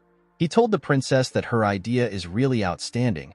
Ishilda reluctantly thanked the Duke for his praise. She found it weird to see the Duke praising her. Tomalova told them that they are correct. He said that he cannot turn a blind eye to his benefactor. He stood up and told Mudok that he will give him a title. He grabbed a sword. He said that one word came to his mind when he saw our boy saving him. Tomalova asked Mudok to move closer to him. Our boy moved close to him and went on his knees. Although he did not like the fact that he was kneeling, it did not matter to him as long as he gets to marry the woman of his dreams. Tomalova took out the sword from its sheath. He referred to Mudok as the brave one who saved his life and the lives of his retainers without hesitation. He placed the sword on our boy's shoulder and gave him the title of baronet along with the name Blizzard.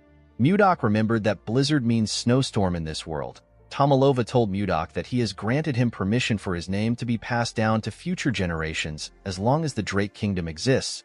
He referred to Mudok as Baronet Blizzard and asked him to rise. The king placed his hand on Mudok's shoulder. He told him that he would not have been there to do this if he did not save him. He thanked our boy for saving him.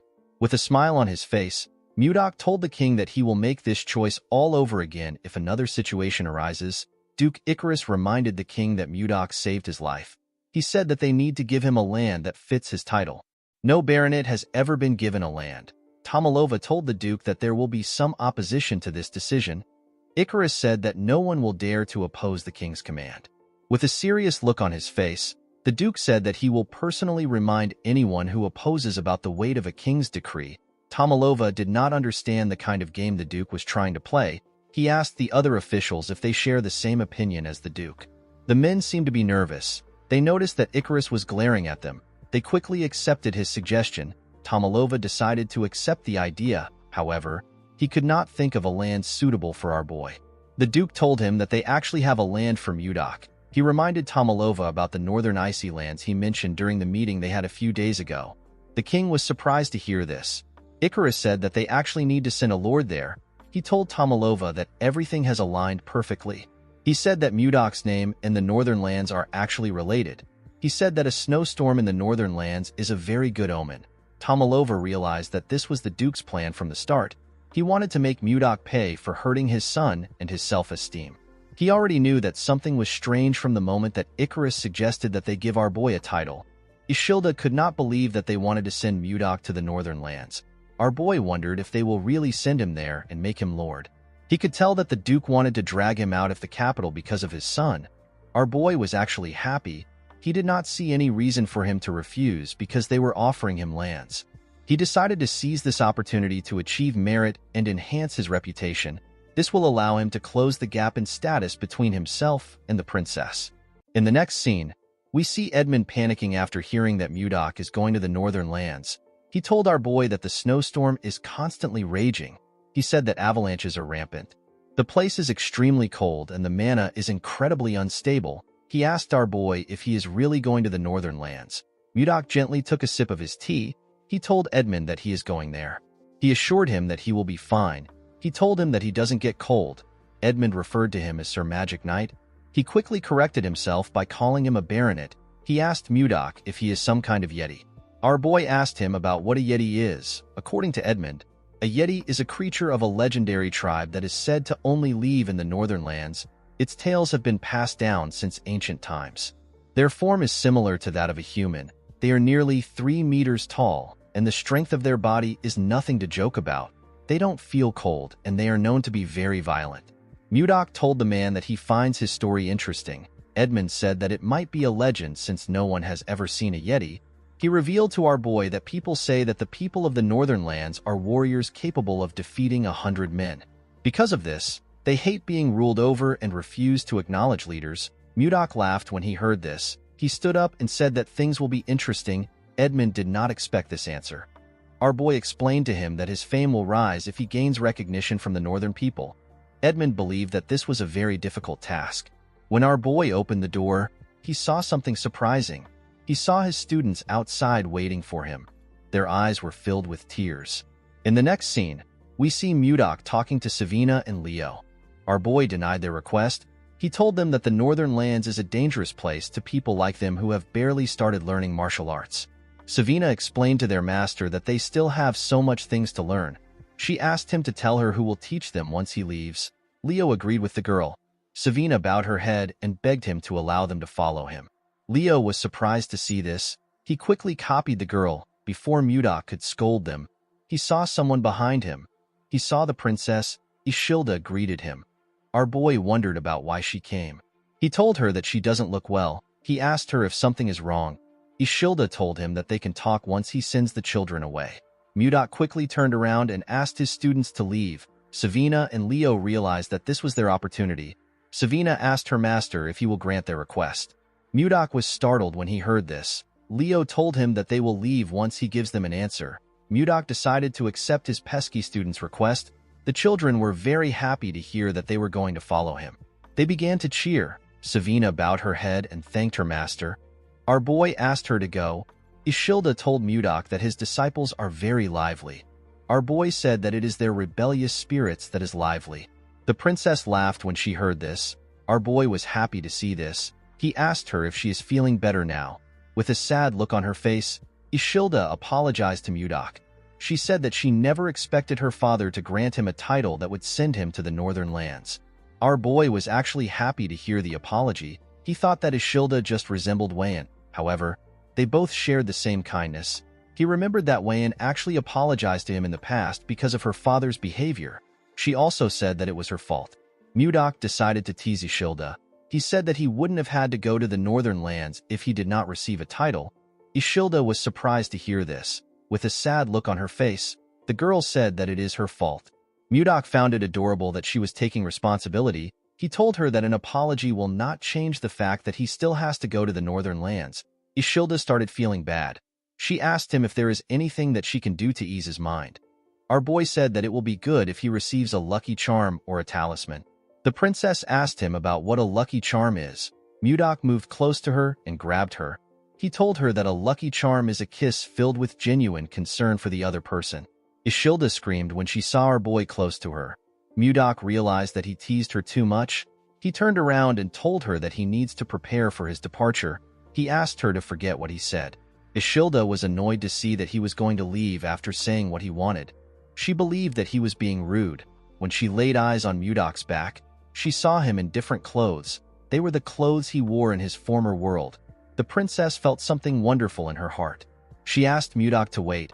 Our boy turned around and asked her if something is wrong. Ishilda walked up to him and took a closer look at him. She wondered if she was imagining things. Something about Mudok's actions felt familiar to her. She told our boy that she will do it. He was shocked to hear this. He wasn't very serious when he said this. He never expected her to respond this way. He assured her that he is fine. He said that he doesn't want to force anyone into doing things that they don't want to do. Before he could say more, the princess pulled his clothes and dragged him close to her. She gave him a kiss on the lips. Our boy was shocked to feel her lips. The moment she moved back, she used her hood to cover her head. She was quite flustered. She quickly ran away. Mudok just stood there like an idiot. He could not believe that he just kissed the princess. He put himself together and said that he needs to succeed and return. The scene shifts and we are taken to the very cold northern lands. The men in a bar talk about how they have gotten a new lord. They heard that our boy saved the king's life. They heard a rumor saying that Mudok defeated 100 men to save the king. A bald man said that Mudok is actually a sixth circle mage with a swordsmanship that is so strong that even a sword master cannot handle him. The man he was talking to told him that it is not true. He did not see why the king would send someone so powerful there. A man with a huge jacket said that Mudok obviously fell out of favor with Duke Icarus. He slammed his beer on the table. He said that all they heard are simply rumors. The huge man had a bandage wrapped around one of his eyes. He said that our boy will probably run away like the others once they scare him a little bit. In the next scene, we are taken to the mountains in the northern lands. We see a young man and a young lady breathing heavily. They were holding their weapons. The man wondered about where the wyvern was. The moment he said this, a huge shadow covered the girl. It was the wyvern. The huge monster attacked the girl. She managed to block the attack with her axe. The man called out to the girl known as Luia. He quickly ran to her. He asked her if she is all right. The two of them were simply trying to grab some of the wyvern's eggs. They did not know that the monster would chase after them. While she was breathing heavily, she saw something shocking. She saw the wyvern behind Jake. She asked him to look behind him. When the boy turned around, he saw the monster's mouth open. It was about to tear him apart. Jake could tell that it was over for him before the monster could eat him. Someone arrived there. The person turns out to be Mudok. Our boy used his sword to send an attack to the wyvern. The attack cut off its head. Luia and Jake were shocked to see the wyvern's head in front of them. Mudok stood in front of them in his new white clothes. He assured them that things are fine now. Luia helped Jake up. She thanked Mudok for his help. Our boy asked her to not worry about it. He said that he was just performing his responsibility as a lord. Luia did not know what he was talking about. Mudok turned around and told her that he will see her next time. Luia wanted to stop him, but our boy quickly left the area. Luia was shocked to see how fast he was. She did not even catch his movements. Jake noticed something shocking. He told Luia that the wyvern eggs are gone. In the next scene, we are taken to a castle. We see Mudok smiling as he sat on his throne. He did not expect the place to be empty. He asked the man in front of him if the people don't know that today is his inauguration. The man apologized to him. He said that he will send messengers to the village again. Mudok asked him not to do it. He said that it will not change anything. Our boy did not expect them to behave like this today. He now understood why the lords kept getting driven out. He smiled at the situation. He decided to use his own way to take care of things. A few days later, we see the huge man step into the bar. He was shocked to see what was in front of him. All of the men were covered with bruises. He asked them about what happened. He asked them if Mudok did this to them. An older man with a lot of beard said that it was actually our boy. He said that he has to acknowledge Mudok's skills even if he doesn't like him. The bald man said that our boy is quite fast. He said that he couldn't move the moment Mudok touched him. He revealed to the huge man that the pain from our boy's hand technique is indescribable. While they were talking, someone barged in. He said that the scoundrel has arrived. He told them that the scoundrel is in the village square right now. The huge man did not expect Mudok to come there. He said that he will take a look at our boy.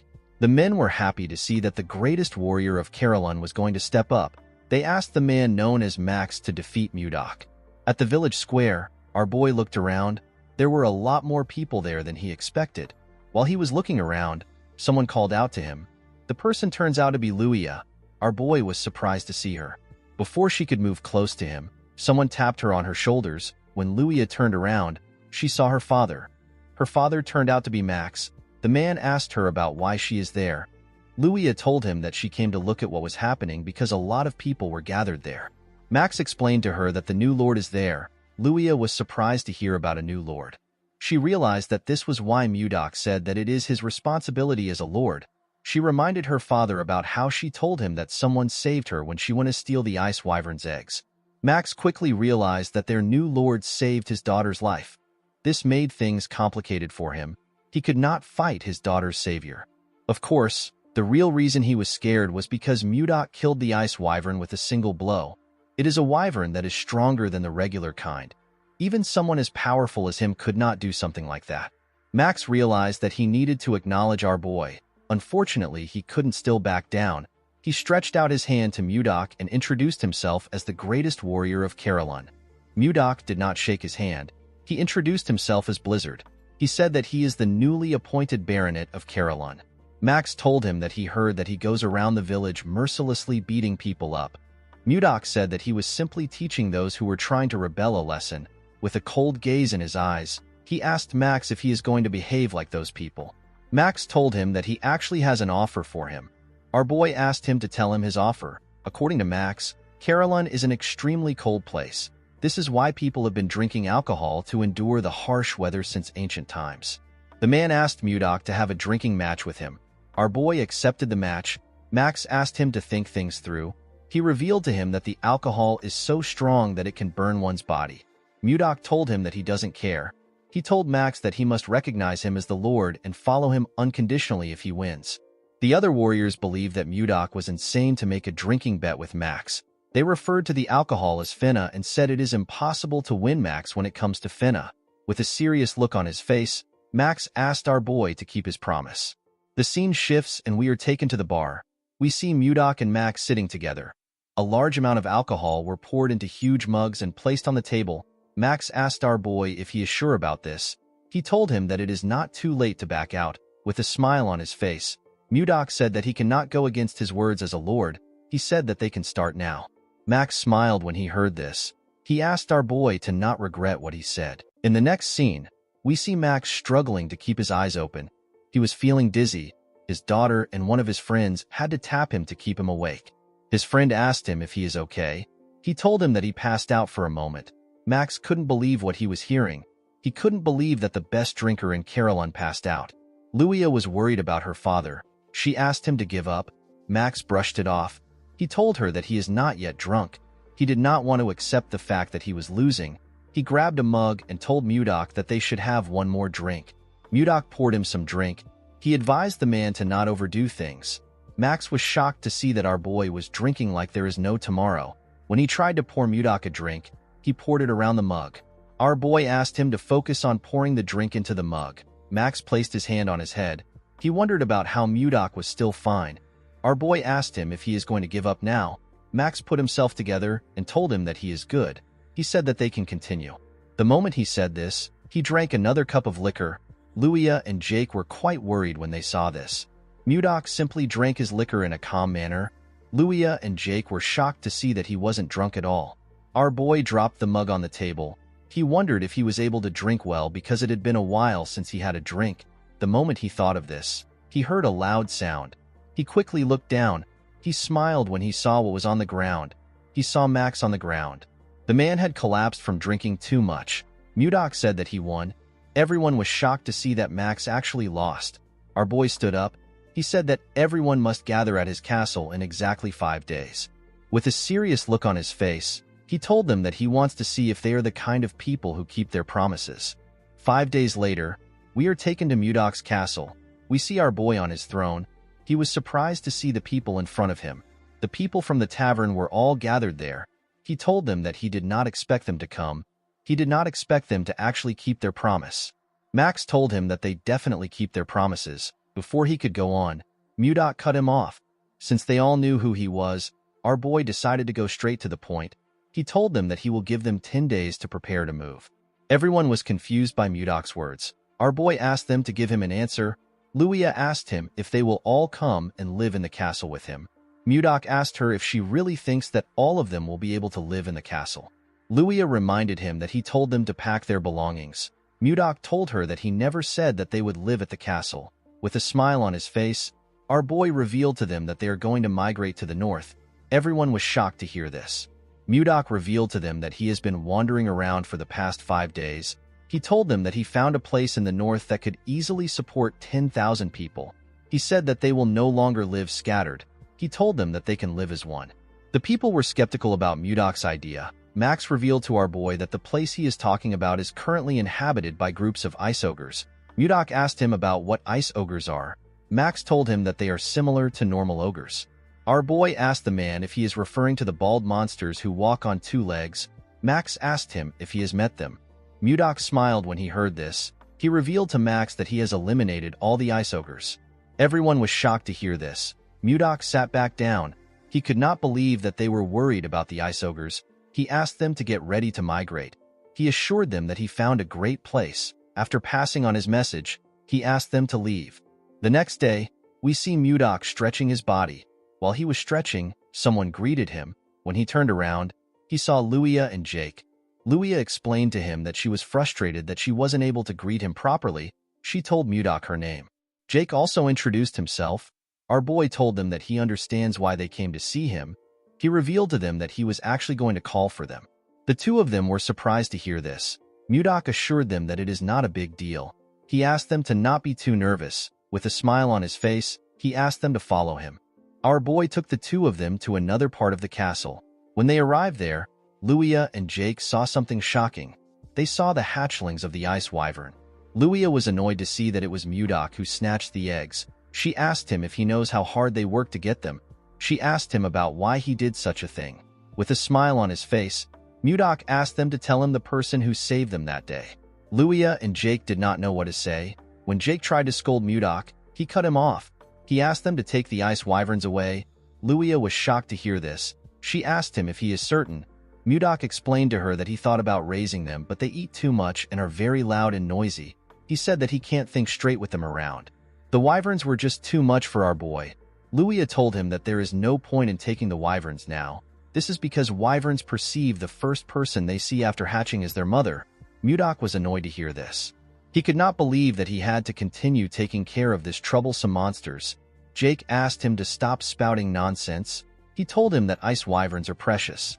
Luia explained to him that ice wyverns are larger and stronger than most monsters. She told him that he has the opportunity to raise very powerful creatures. Jake said that he would have properly trained the wyverns and comfortably flew to Texten.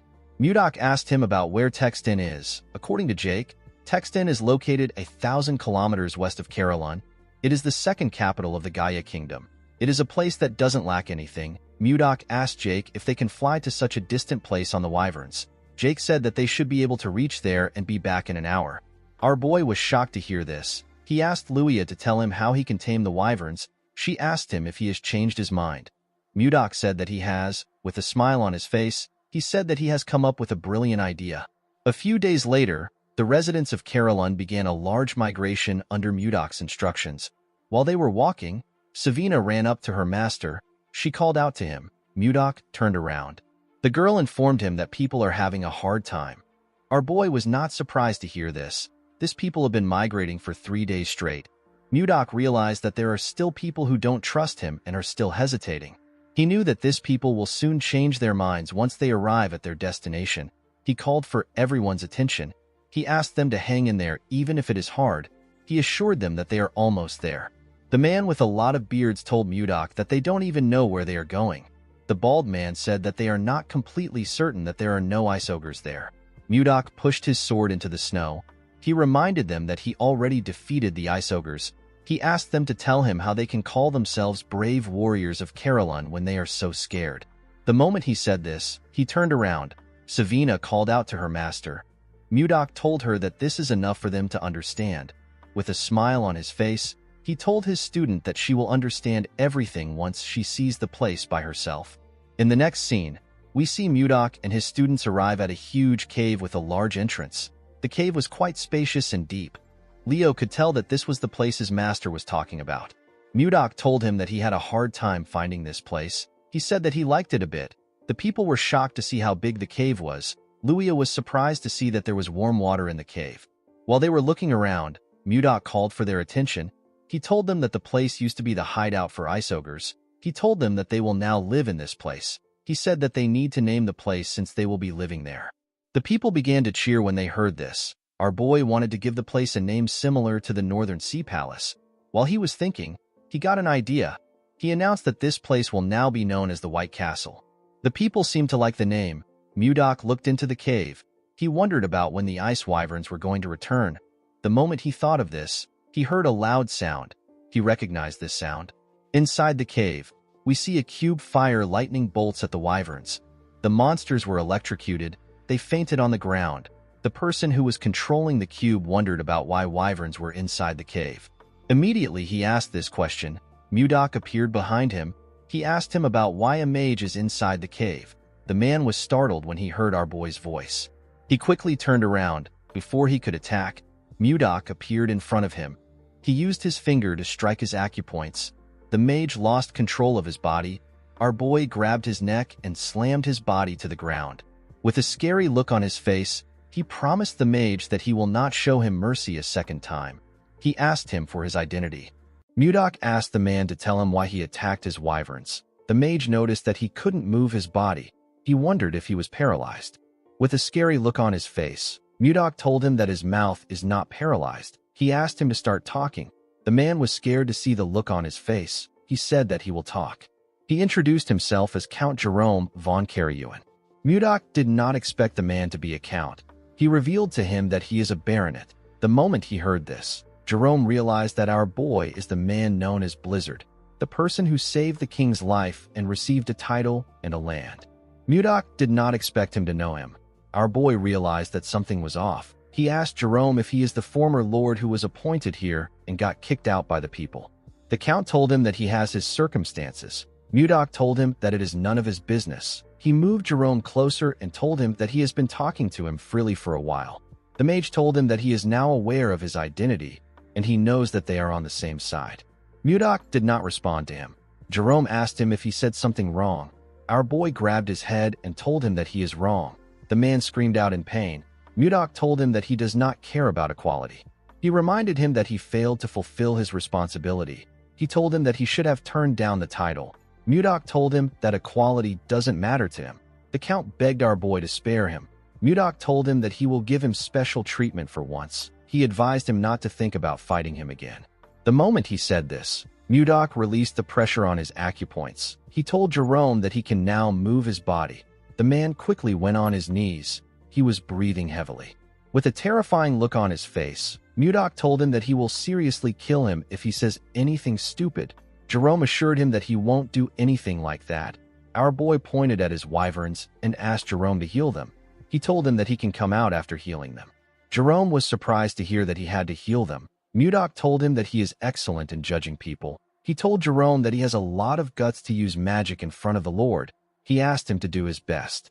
The moment he said this, he turned around. Jerome tried to stop him, but our boy simply left him there. The Count fell to the ground. He realized that something was seriously wrong. In the next scene, we see Mudok and Jerome in a tent. Our boy told the man that he wants him to send a letter to the king. Jerome was surprised to hear this. Mudok asked him about why he is so surprised. He asked him if it is really difficult to send a letter to the king. Jerome told him that the letter isn't the problem. He reminded Mudok that he asked him to send a letter asking for tax exemption. Our boy explained to him that he needs it because the people are doing their best to make a living and they don't have a lot to spare. Jerome revealed to Mudok that the other nobles will be against it. Our boy asked him about why they will be against it. Jerome said that it will seem unfair from the nobles' perspective. If this bill is passed, the nobles will threaten the king by telling him that they won't pay tax either because their circumstances are also as bad as Mudok's own. Jerome told our boy that the king will refuse his request no matter how much he favors him. Upon hearing this, Mudok became more certain that the nobles are the problem of the kingdom and Duke Icarus is the one controlling them. He asked Jerome to suspend the idea. The Count was relieved to hear this. Mudok moved close to him and shared another idea with him. Jerome was surprised to hear his idea. He asked Mudok if this is possible. Our boy told him that it is not impossible. Jerome said that it might work because it is the same case. Mudok told him that they need to get ready without delay. In the next scene, we see the citizens gather in another part of the cave. Jake asked someone if he knows why their lord suddenly gathered them. Before the person could reply, Mudok asked if everyone is already gathered there. Everyone quickly turned to him. Luia told him that she came armed as instructed. She asked Mudok about why they are gathered there. Our boy said that he will explain now. He ordered everyone to hunt down ice wyverns. He told them that their goal is to get the eggs of the ice wyverns. The warriors were surprised to hear this. They knew that it wasn't easy to get the egg of an ice wyvern. Mudok explained to them that they will create groups filled with 30 people for the sake of their safety. He asked them to focus on getting at least one egg in each group. Jerome gave the warriors papers to show them which team they belonged to. Mudok announced that the team that brings back the largest amount of wyvern eggs will receive 100 gold. The warriors were shocked to hear this. An elf said that he has never imagined getting this amount of money in his life. Jake asked Mudok if he will really give them this kind of reward for the eggs. Max asked Mudok if he will really pay them 100 gold for the eggs. Our boy told him that he never makes a promise that he can't keep. He asked the warriors of Carolyn if they are up to the task. The warriors began to cheer. They asked Mudok to leave it to them. While they were cheering, Mudok ordered Jerome to follow each team for 10 days and keep an eye out for useful people. He said that he will use this people for different tasks later. Jerome asked Mudok if he is thinking of creating a knight's order. Our boy turned to him when he heard this. The man wondered if he said something wrong. Mudok realized that Jerome is a very useful person. Even though he gave him a job when he just joined them, the man has been performing his tasks well. He was also able to see through our boy's intentions from the few things he said. Mudok told Jerome that he is right. He said that he heard that there should be one knight order for the Lord. Jerome told him that he is right. He told him that he needs it a lot because the Lion Knights of the Icarus Duchy are especially powerful. They are so strong that they wouldn't lose even if they fought against the Royal Knights. Mudok smiled when he heard this. He asked Jerome not to worry. He told him that they will soon be the best. Our boy decided to create a unit that is much bigger and stronger than the Snow Ice unit because he didn't want to lose Wayan twice. With a smile on his face, Mudok ordered the warriors to begin the hunt. In the next scene, we see a group chasing a wyvern. Mudok ordered them to attack now. Immediately, he gave the order. Luia, Jake, and the elf jumped down from a cliff. Luia fired her arrows at the monster. Jake used his axe to cut off its tail. Max covered his hand with his energy and used it to hit the monster's head. He asked the second unit to throw the net. The warriors quickly threw the iron net at the monster. The net covered the monster's head and dragged it to the ground. Mudok told Jerome that it is going pretty well. The man said that they have been hunting for days. He said that their hands and feet are already in a perfect sync.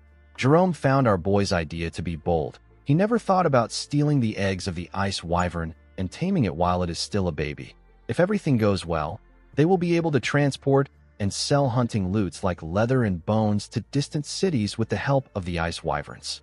Mudok asked his warriors to cheer up. He reminded them that they will be able to get a great reward if they bring back a lot of eggs. The warriors became motivated when they heard this. They decided to continue hunting. Jerome found it amazing that our boy united the uncontrollable Carolyn warriors into one. He could not believe that they were hunting monsters together. While they were watching the warriors, they saw one of them behead a wyvern at a crazy speed. The monster didn't stand a chance. The man's teammates commended him for this. They referred to him as Gale. Our boy was also impressed by his skill. He asked Jerome about who the man is. Jerome opened his book to see his name. He told Mudok that the man is known as Shuart Gale. Mudok believed that the man is famous since he has a nickname. Jerome told him that he is correct. He said that Gale is the hero of the commoners. He raids evil noble houses and gives the raid loot to the poor. Mudok asked Jerome to tell him why a guy like this is here. Jerome revealed to him that Gale was once caught in a trap. He was imprisoned, but he escaped from the prison and wandered all the way here. Mudok could tell that the man was a decent person from the way he interacted with the locals. He asked Jerome to report back to him if he finds anyone else who escaped from prison besides Gale. He told him that they might find another useful person. The man could not believe that his work had increased again. In the next scene, we see Mudok addressing the warriors in the cave. He commended them on their efforts in hunting the ice wyverns. He said that they have collected enough wyvern eggs. He assured them that he will give them the rewards he promised. The warriors began to cheer when they heard this. Max raised his hand to ask Mudok a question. Our boy asked him if something is wrong. The man said that he would like to know why he ordered them to get the wyvern eggs. Mudok realized that everyone was probably wondering why he asked them to gather wyvern eggs. He reminded them that ice wyverns recognize the first thing they see when they hatch as their mother. He said that he wants to tame the monsters using this method. He revealed to the warriors that he plans to use the tamed ice wyverns as transportation. The loaded wyverns will transport their goods to each country. Someone asked Mudok about which goods they will be selling. Our boy said that the first thing he can think of is leather. With a smile on his face, Mudok told them that their main product will be the Ice Ogre tribe.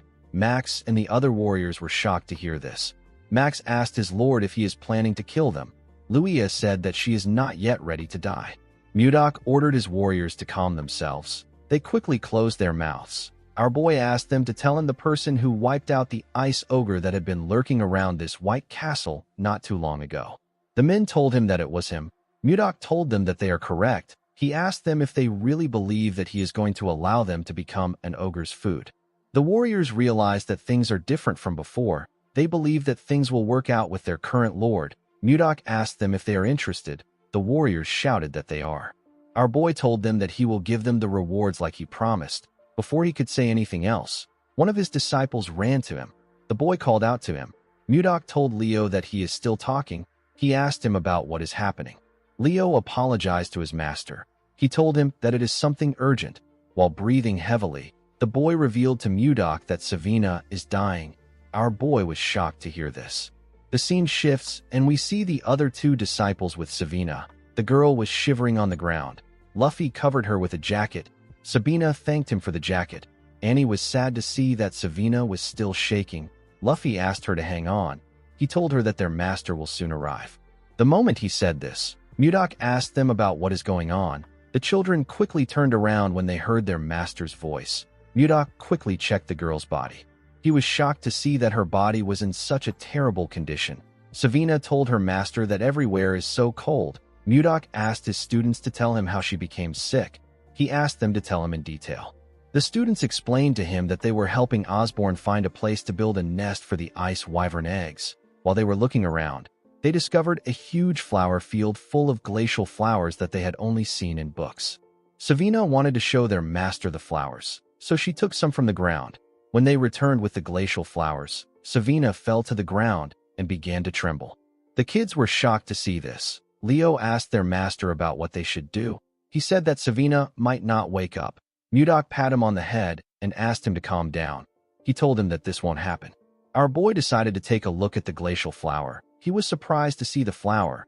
He was certain that this was the snow ice flower. He could not believe that this was what they were calling the glacial flower. This flower is the one and only elixir of the North Sea and the Central Plains. Mudok wondered about how it was in this world. His students asked him to save Savina. our boy decided to think about the flower later. He asked Leo to carry Savina and follow him. He said that they are going to the training ground. Leo quickly carried Savina to the training ground. Our boy asked him to put her down on a bed. The boy gently placed her down. Mudok commended him for this. He told his disciples that he is going to start treating her now. He asked them not to enter the room until he gives them the permission to step in. The students stepped out of the room. Before closing the door, Luffy begged his master to save Savina. Our boy assured him that he will. He looked at the snow ice flower in his hand. The glacial flower is known as a mysterious flower that endlessly emits cold air. However, in the northern sea palace where Mudok lived, the fruit of this flower was a priceless elixir. The extreme cold of the flower makes it difficult to obtain the fruit. However, it is a different story for someone like Mudok who has mastered ice chi. Our boy blew some cold air on the fruit to refine it. Savina collapsed because her ice chi wasn't strong enough to withstand the cold. Mudok put the fruit into the girl's mouth. He poured his energy into her and called out to her. He asked her to open her eyes. The moment she heard this, Savina opened her eyes and raised her head. She was surprised to see her master in front of her. As our boy poured his energy into his student, he spoke to her through telepathy. He asked her to sit up straight and try to circulate her chi. Savina accepted his order. She quickly began to circulate her energy. The cold energy went round her body. Mudok noticed that the cold chi in her body has completely stabilized thanks to the circulation of her internal energy. While she was circulating her energy, Savina suddenly fell on the bed with her eyes open. Mudok realized that she has fallen asleep. He believed that she should have closed her eyes.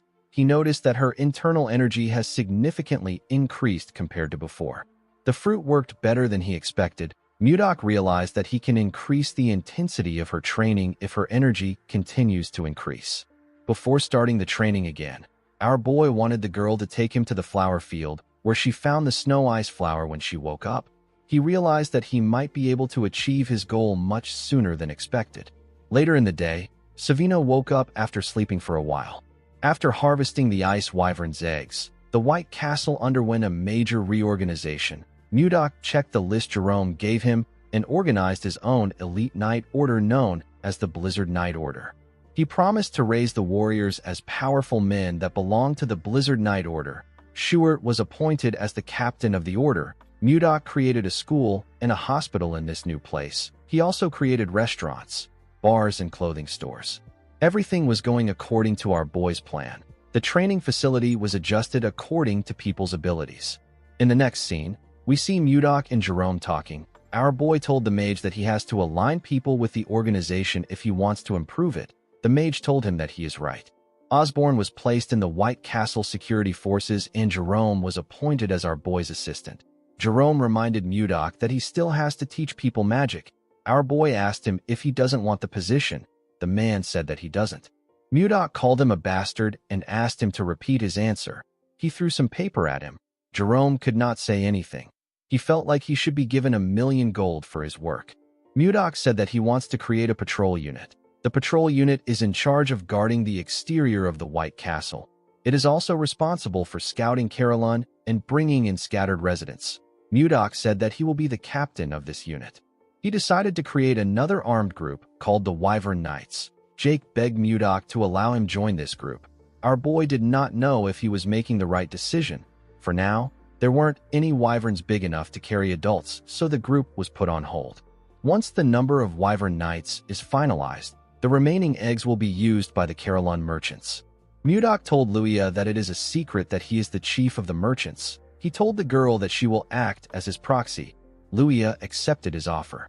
A few days later, we see Jerome running somewhere. He was carrying a briefcase. He remembered that Mudok told him that he will reduce his workload. He wondered about how troublesome things will be today. While thinking, he stepped into a room. He apologized for being late. Max asked him not to worry. He said that the meeting just started. When Jerome looked around, he noticed something odd. Savina was also in the room. He remembered that the girl was unwell recently. He wondered why she was there. Mudok asked him to sit down. He asked Osborne to continue his report. Osborne said that the security unit hasn't been around for a long time, and yet they have already locked up 20 people in prison. The problem is that more than half of these people are fugitives who came from outside. Max stood up and told his lord that these people are criminals. He asked Mudok to keep them locked up so that they don't cause any trouble. Mudok asked him if they should start by locking him up. He reminded the man that he is the main culprit of the rebellion that drove out the former leaders like Jerome. Max said that this is different. He said that it was self-defense to protect Caroline from the central nobles. Mudok asked him if he considers his actions as a noble struggle and Schuert's actions as petty theft. Max realized that he was being irrational. He apologized to Schuert for his actions. The man asked Max to not forget what causes the suffering of the commoners. He told him that they will discuss this later since they are in a meeting. Mudok did not expect Max to be so narrow-minded. He asked the others if they have another opinion to share. Savina asked him if she can share her opinion. Our boy asked her to go ahead. Savina told Mudok that the villagers must have a terrible view of fugitives for Max to react like this. Our boy agreed with her. The girl reminded him that they have to start ogre hunting tomorrow. Mudok asked her about what this has to do with anything. Savina suggested that they put the prisoners at the forefront of the hunt. Everyone was shocked to hear this. Mudok actually liked the idea. He asked Savina to keep talking. In the next scene, we see an ogre screaming in the forest. A man with some bandages on his face informed Schuert that they could have lost the ogre. This man is Lenin. He is a grade 1 escapee. There was a huge man holding an axe behind Schuert. This man is Gregor. He is also a grade 1 escapee. Schuert ordered the men to attack the ogre once they get far enough. He asked them to erase the monster's tracks and attack it. The men accepted his order. While the ogre was looking around, Lenin and Gregor charged at it from behind. They landed their attacks on the monster's back. The ogre screamed out in pain. It quickly turned around. Gregor asked Lenin to watch out. He told him that a counterattack is coming. The monster swung its huge club at Lenin. The man was surprised to see its club coming towards him. He realized that it was too late for him to dodge. Before the club could hit him, Schuert charged at the monster. He ordered Lenin to get down. Lenin quickly bent his head to dodge the attack. Schuert used the opportunity to land multiple attacks on the ogre. The monster screamed out in pain. While it was screaming, Schuert and the men charged at it. They used their weapons to tear the ogre apart. The scene shifts, and we are taken back to the time that Savina suggested that they put the escapees at the forefront of the hunt. Mudok really liked her idea. Osborne asked her if she wants to send them to the front lines and get rid of them. He told her that her plan is very extreme. Savina shook her head. She explained to the man that it will be much more humane than locking them up in prison. She reminded him that her master is going to join them. She told Osborne that her master is not someone who discards manpower so easily. With a smile on her face, Savina told the men that people's perceptions of the escapees will start to change once they fight with them. The scene shifts, and we are taken back to the present. We see the rest of the group arrive to the hunt. They were all looking at the ogre that Schuert caught with the men. Schuert asked Lenin if he is okay. The man said that he can still manage even though it was close. With a smile on his face, a man told the captain that Lenin is bluffing again. Lenin told the man that he barely dodged the attack. He told him that it was like the time he threw his pickaxe at the prison staff and got slammed. The man asked him to stop joking around. Gregor placed his hand on his friend's shoulder and told him that they got a hefty reward. He told him that they need to celebrate with a round of drinks. Lenin told his friend that they need to take this chance to make a fresh start. He told Gregor that he won't pay no matter how he tries to sweet-talk him. Gregor laughed when he heard this. He told his friend that he got smacked too hard. Mudok smiled when he saw how they interacted with one another. He could tell that they have built up their teamwork through cooperation. He couldn't believe that his disciple thought of this idea. He realized that he made the right choice by accepting her as his disciple. While Mudok was watching the man, we see something watching him from the distance. The monster was carefully watching him as if it was cautious of him. In the next scene, we see one of the hunting groups tracking an ogre. A man asked another man with a mask to slowly fall back in the direction of the ambush. One of them heard a sound coming from the woods. He asked the masked man if he heard it too. The man raised his bow. He said that he will fire a few shots. He asked his teammates to get ready. The other men quickly took a stance. The man fired his arrows at some trees. He and his teammates waited for something to come out. Fortunately for them, nothing happened. The masked man was relieved to see this. The other man said that it must have been the sound of falling leaves rustling in the wind. The masked man told him that he must be right. He moved close to a tree to retrieve his arrows. He asked the other men to retrieve the rest of the arrows and search another area. Before he could take out his arrows, a huge monster came out from behind the tree. The men were terrified to see the monster. The scene shifts, and we see Mudok outside with Jerome. He informed Osborne that the residents are no longer afraid of ice ogres. Osborne told him that they are all ready to hunt. Jerome told our boy that it is all thanks to his leadership. While looking at the corpse of an orc, Mudok ordered Jerome to make sure that no one moves ahead without orders. Jerome accepted his orders. Mudok asked him if the conditions of the other monsters is still being investigated. Jerome told him that there is still more data that needs to be organized. While they were talking, we see one of the men that encountered the monster talking to Osborne. The man was using a stick to support himself. He informed Osborne about what happened. Osborne asked him if the men are unharmed. The man informed him that the men are not dead. They were simply injured. They are currently being treated at the infirmary. Mudok asked Osborne if something is wrong. The man revealed to him that something serious has happened. He explained to our boy that a new monster has appeared and it is different from the ice ogres. Our boy was surprised to hear this. The wounded man explained to Mudok that two of their members who went to investigate monster activities were attacked by the monster. Mudok asked the man if he is certain that it wasn't an ogre. The man assured him that it was a different species. Our boy asked him to describe it. The man told him that the monster's body was covered in white fur and it was incredibly huge. It was over 3 meters tall. He told Mudok that ogres are stupid. This monster was way more intelligent than them. While the man was talking, something screamed in the forest. Mudok immediately told Jerome that the hunt is over. Jerome asked his master if he plans on going by himself. Our boy told him that he has to do it himself. He asked Jerome and Osborne to follow him once the area is secure. The men accepted his order. Mudok ran into the forest at a crazy speed. He realized that he knew this monster that the man described. He was certain that he had heard an explanation from Edmund before. He remembered the time Edmund asked him if he was a Yeti.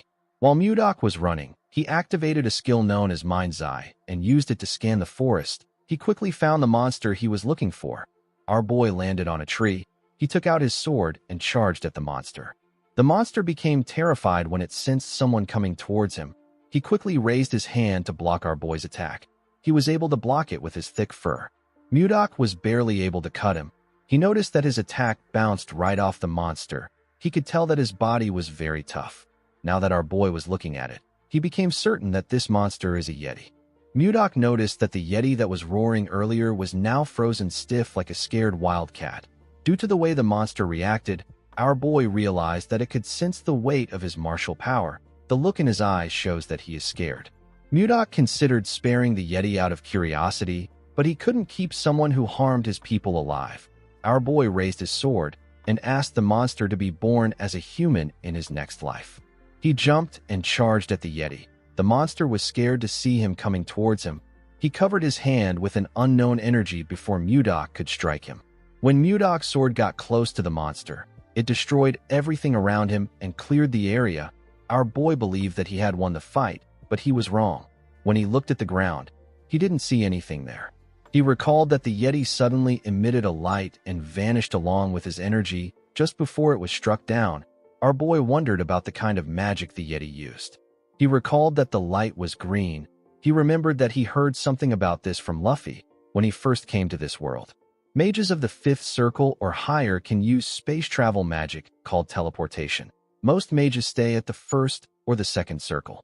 Mudok understood that the 5th circle must be something between the transformation realm and the profound realm in the cultivation world. He could not believe that a monster covered in white fur used such an extraordinary magic. Of course, this didn't really matter to Mudok. Even if it was spatial movement, our boy could still catch up to it. He turned around and fired his energy in the direction of the monster. He tore through the forest with his ice chi. Unfortunately, the Yeti still escaped. Mudok did not expect a big monster like that to run off like a rat. He could still sense the Yeti's presence nearby. Even though it was teleporting, it couldn't get very far from our boy. Mudok could tell that the monster was about 1.5 kilometers away from him. While looking around, our boy felt something. He carefully placed his leg on a tree. He sensed a cave below. When he arrived at the entrance of the cave, he saw something shocking. He saw a huge library. He could not believe that there is a library in the middle of this snowy field. While he was looking around, he found the Yeti behind a shelf. He told the monster that he should make some efforts if he is going to hide. The Yeti begged him not to come closer. Mudok assured him that he is not going to eat him. He asked him to calm down. He asked the Yeti if he is a human. The Yeti told him that he isn't. He said that he is a great warrior of horse. He told him that his name is Condal. Our boy wondered if he had heard about a warrior of horse. Jerome appeared behind him and told his master that it is a term that means Yeti. Mudok commended Jerome on finding this location. The mage informed his master that there were signs of destruction nearby. He told him that something like that would be impossible for anyone except his master. Jerome thought that a natural disaster occurred when he saw what his master did. Jerome wondered why a legendary race like the Yeti that has been in existence since ancient times was in a library like this. Mudok said that he was about to ask Condal about it. He hit his hand on the wall and asked Condal to tell him where he came from. Condal didn't say anything. With a look of anger on his face, our boy asked him if he is trying to run away again. He released his ice chi and asked Condal to speak quickly. He told him that he is not a very patient person. Condal became scared. He revealed to Mudok that he is from Gulag. Our boy asked him if Gulag is his village. Condal nodded his head. Mudok asked him if a lot of Yetis live there. Condal told him that he is right.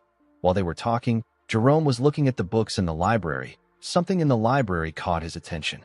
Mudok asked Condal to tell him why he killed his people. With a scary look on his face, he asked him to choose his answer carefully. Condal told him that he didn't kill anyone. He used his hand to beat his chest and told our boy that he is a great warrior of horse. He said that people don't die after getting hit by his bat. With a serious look on his face, Mudok asked him if he is telling the truth. Condal looked into his eyes and told him that he is. While looking through the books, Jerome told his master that Condal is telling them the truth. He said that the two men only sustained injuries. There were no deaths. Mudok recalled that the man said that the men were in the infirmary. He realized that no one actually said that someone died. Condal told him that he drove the humans out because they entered the sanctuary first. He said that he would never attack first. Mudok told Jerome that the men must have trespassed into the Yeti's territory while they were hunting the ice ogres. The man told him that he is right. Our boy realized that Edmund gave him the wrong information about Yetis. He called Condal Kongdao and asked Jerome to heal his injuries. Jerome corrected his master on his pronunciation of the Yeti's name. While Jerome was healing him, Mudok called out to Condal. With a smile on his face, he asked Condal to tell him where his sanctuary is. He told him that he will firmly warn his people so that they don't trespass again. Condal was very happy to hear this. With a scary look on his face, Mudok told Condal that he has been speaking informally to him the whole time. He asked him if he doesn't know how to use honorifics. The Yeti did not know what honorifics meant. Mudok asked him to forget about it. He didn't see the point in taking it serious with someone who couldn't speak properly. Jerome informed his master that the treatment is complete. Our boy told him that they need to return now. Jerome called out to his master. Mudok asked him if something is wrong. Jerome told him that he has a request to make.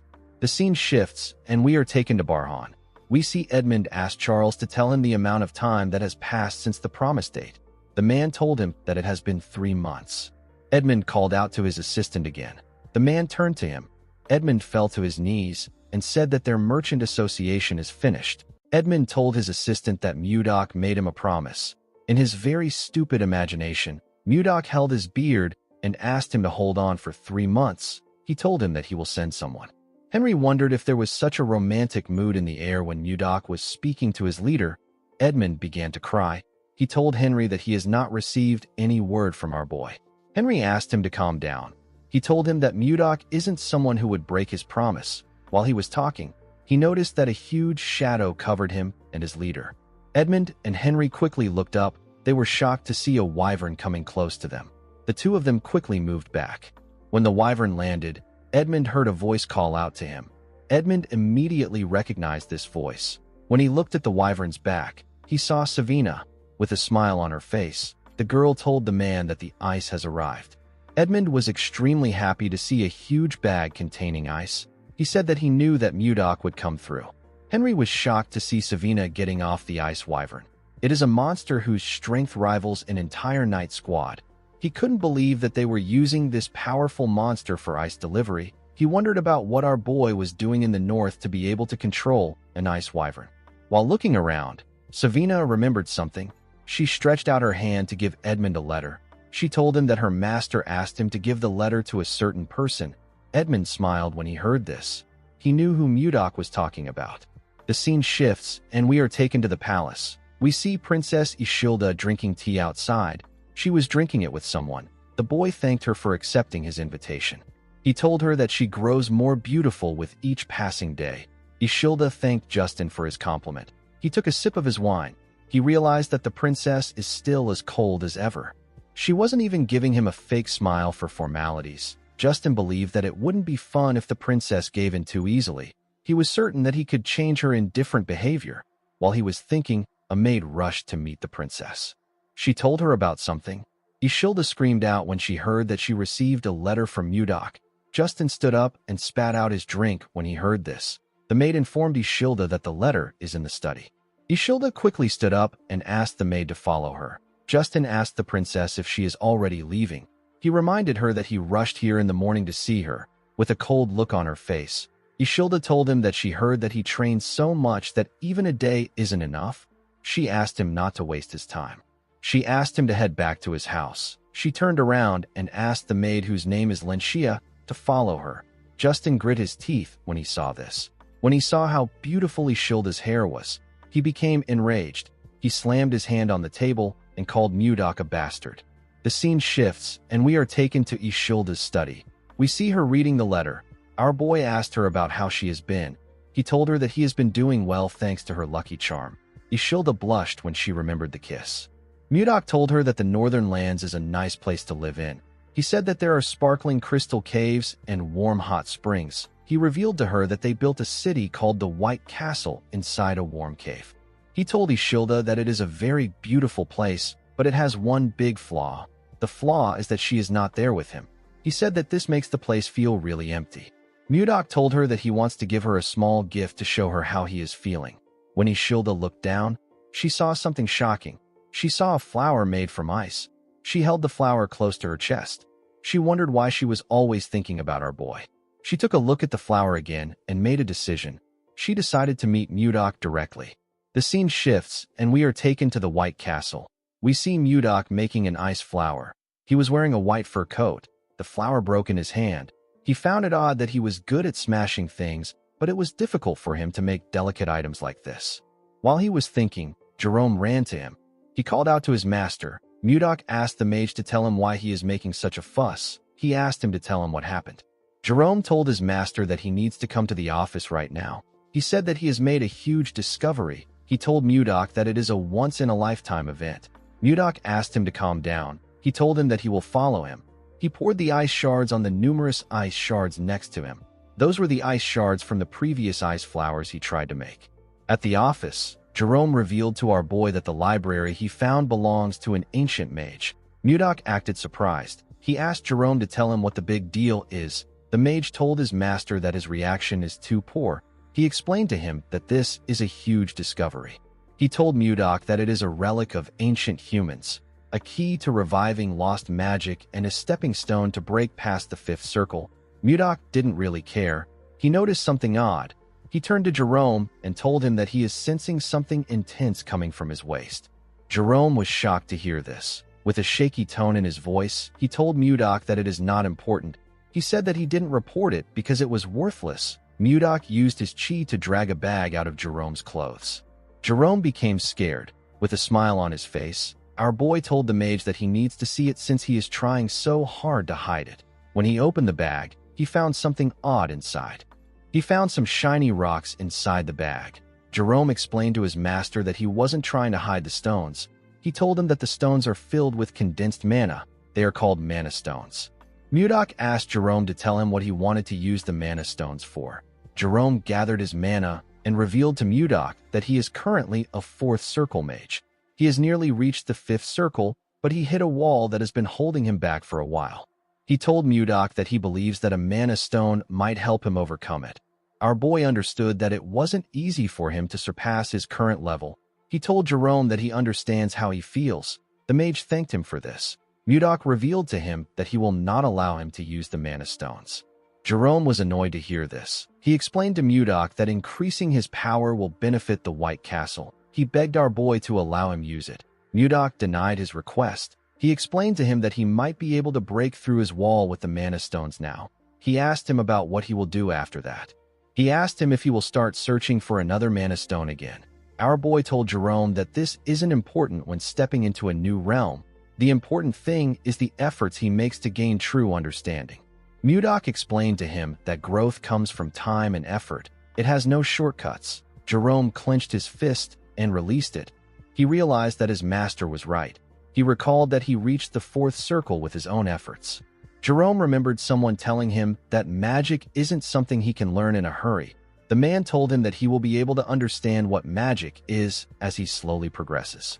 Jerome told Mudok that he started forgetting his grandfather's words without realizing it. Mudok was relieved to see that Jerome understood him. He was already ready to beat his intentions into him. He asked Jerome to tell him what they can use the stones for apart from increasing his ability. The mage revealed to him that it can be used in almost every magic. It is extremely versatile. It can be used in mana amplification, barrier shields, and even communication spells. Mudok was shocked to hear this. He asked Jerome if a person can communicate without a mage with the mana stones. Jerome told him that he is correct.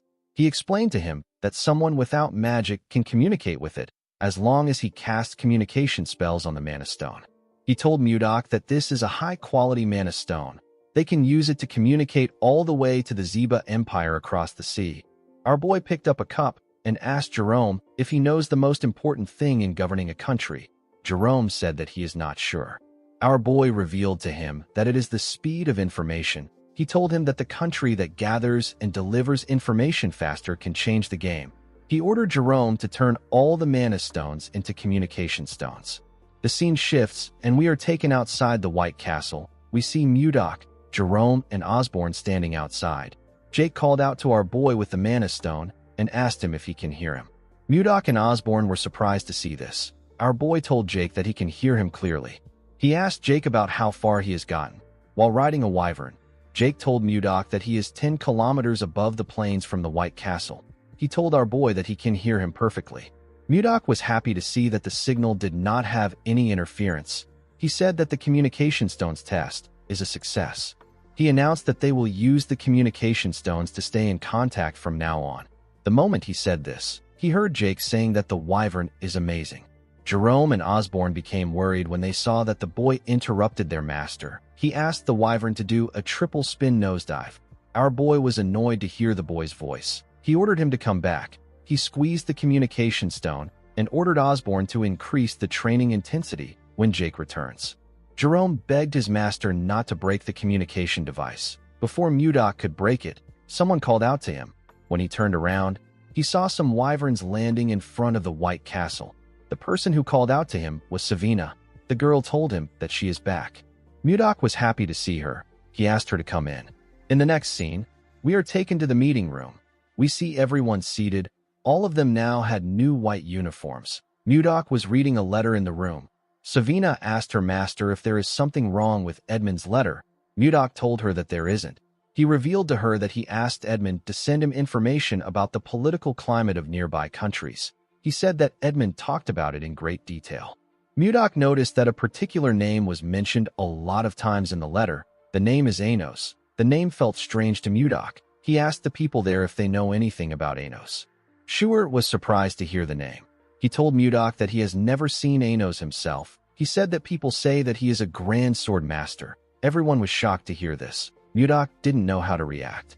The members could not believe that there was someone more powerful than a sword master. They thought that there wasn't a single person on the continent that was above a sword master. With a terrifying tone in his voice, Mudok ordered his men to keep quiet. Everyone quickly shut their mouths. They were all scared. A grand sword master is at the realm of harmonization in the Central Plains. Someone in the realm of harmonization would be able to create a sword manifestation. Mudok was disappointed when he found out that there were only 10 people who could use sword aura in this world. To a warrior like him, a life without worthy opponents is very dull.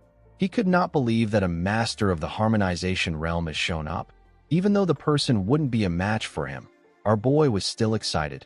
He wanted to meet the strongest person in this world.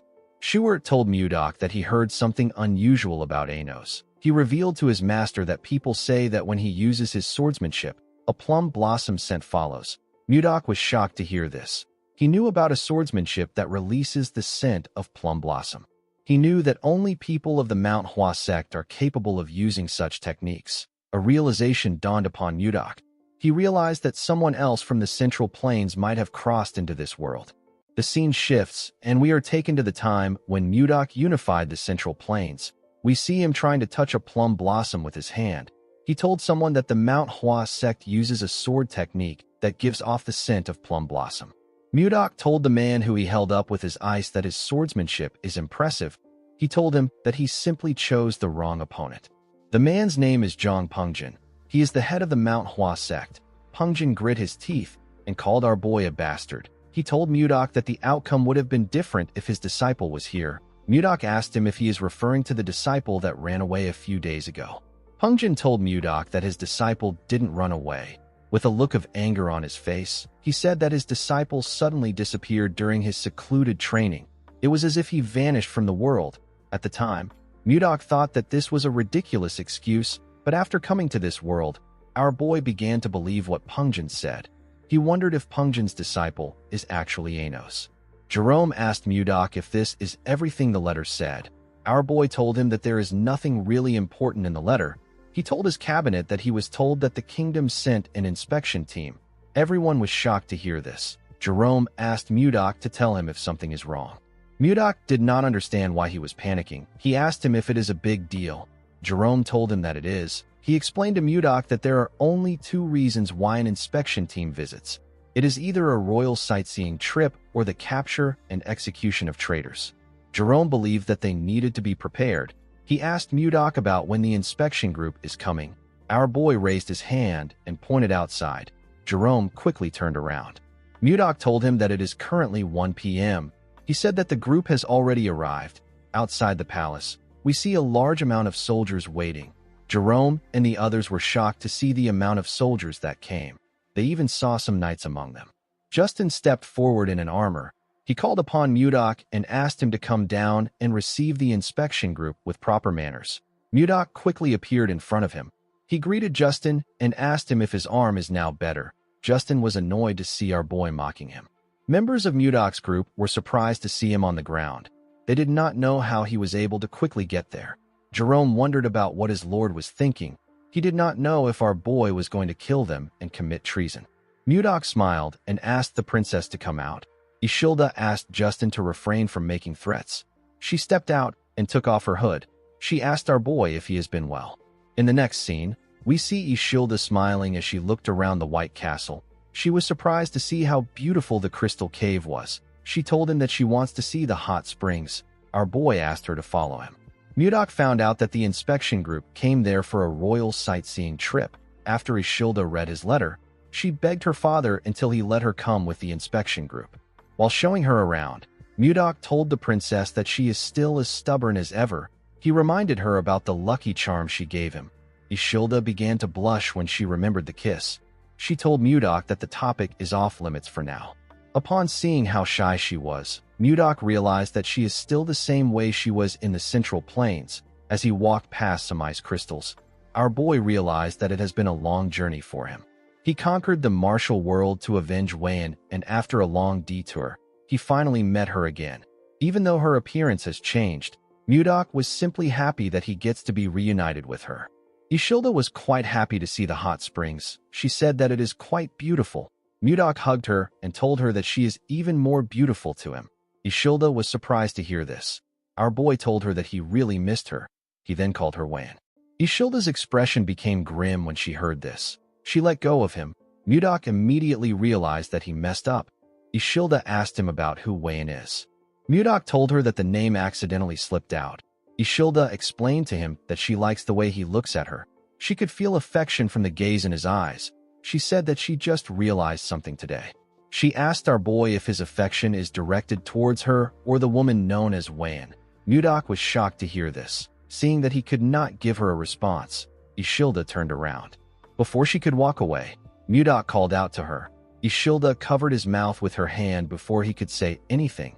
She told him that he does not need to say anything. As tears slowly dropped from her eyes, she turned around. She told Mudok that she has already gotten her answer. Mudok wanted to stop her. He clenched his fist out of anger because he didn't know what to say. At night, we see Mudok walking in the forest. He thought about Wayan and Ishilda.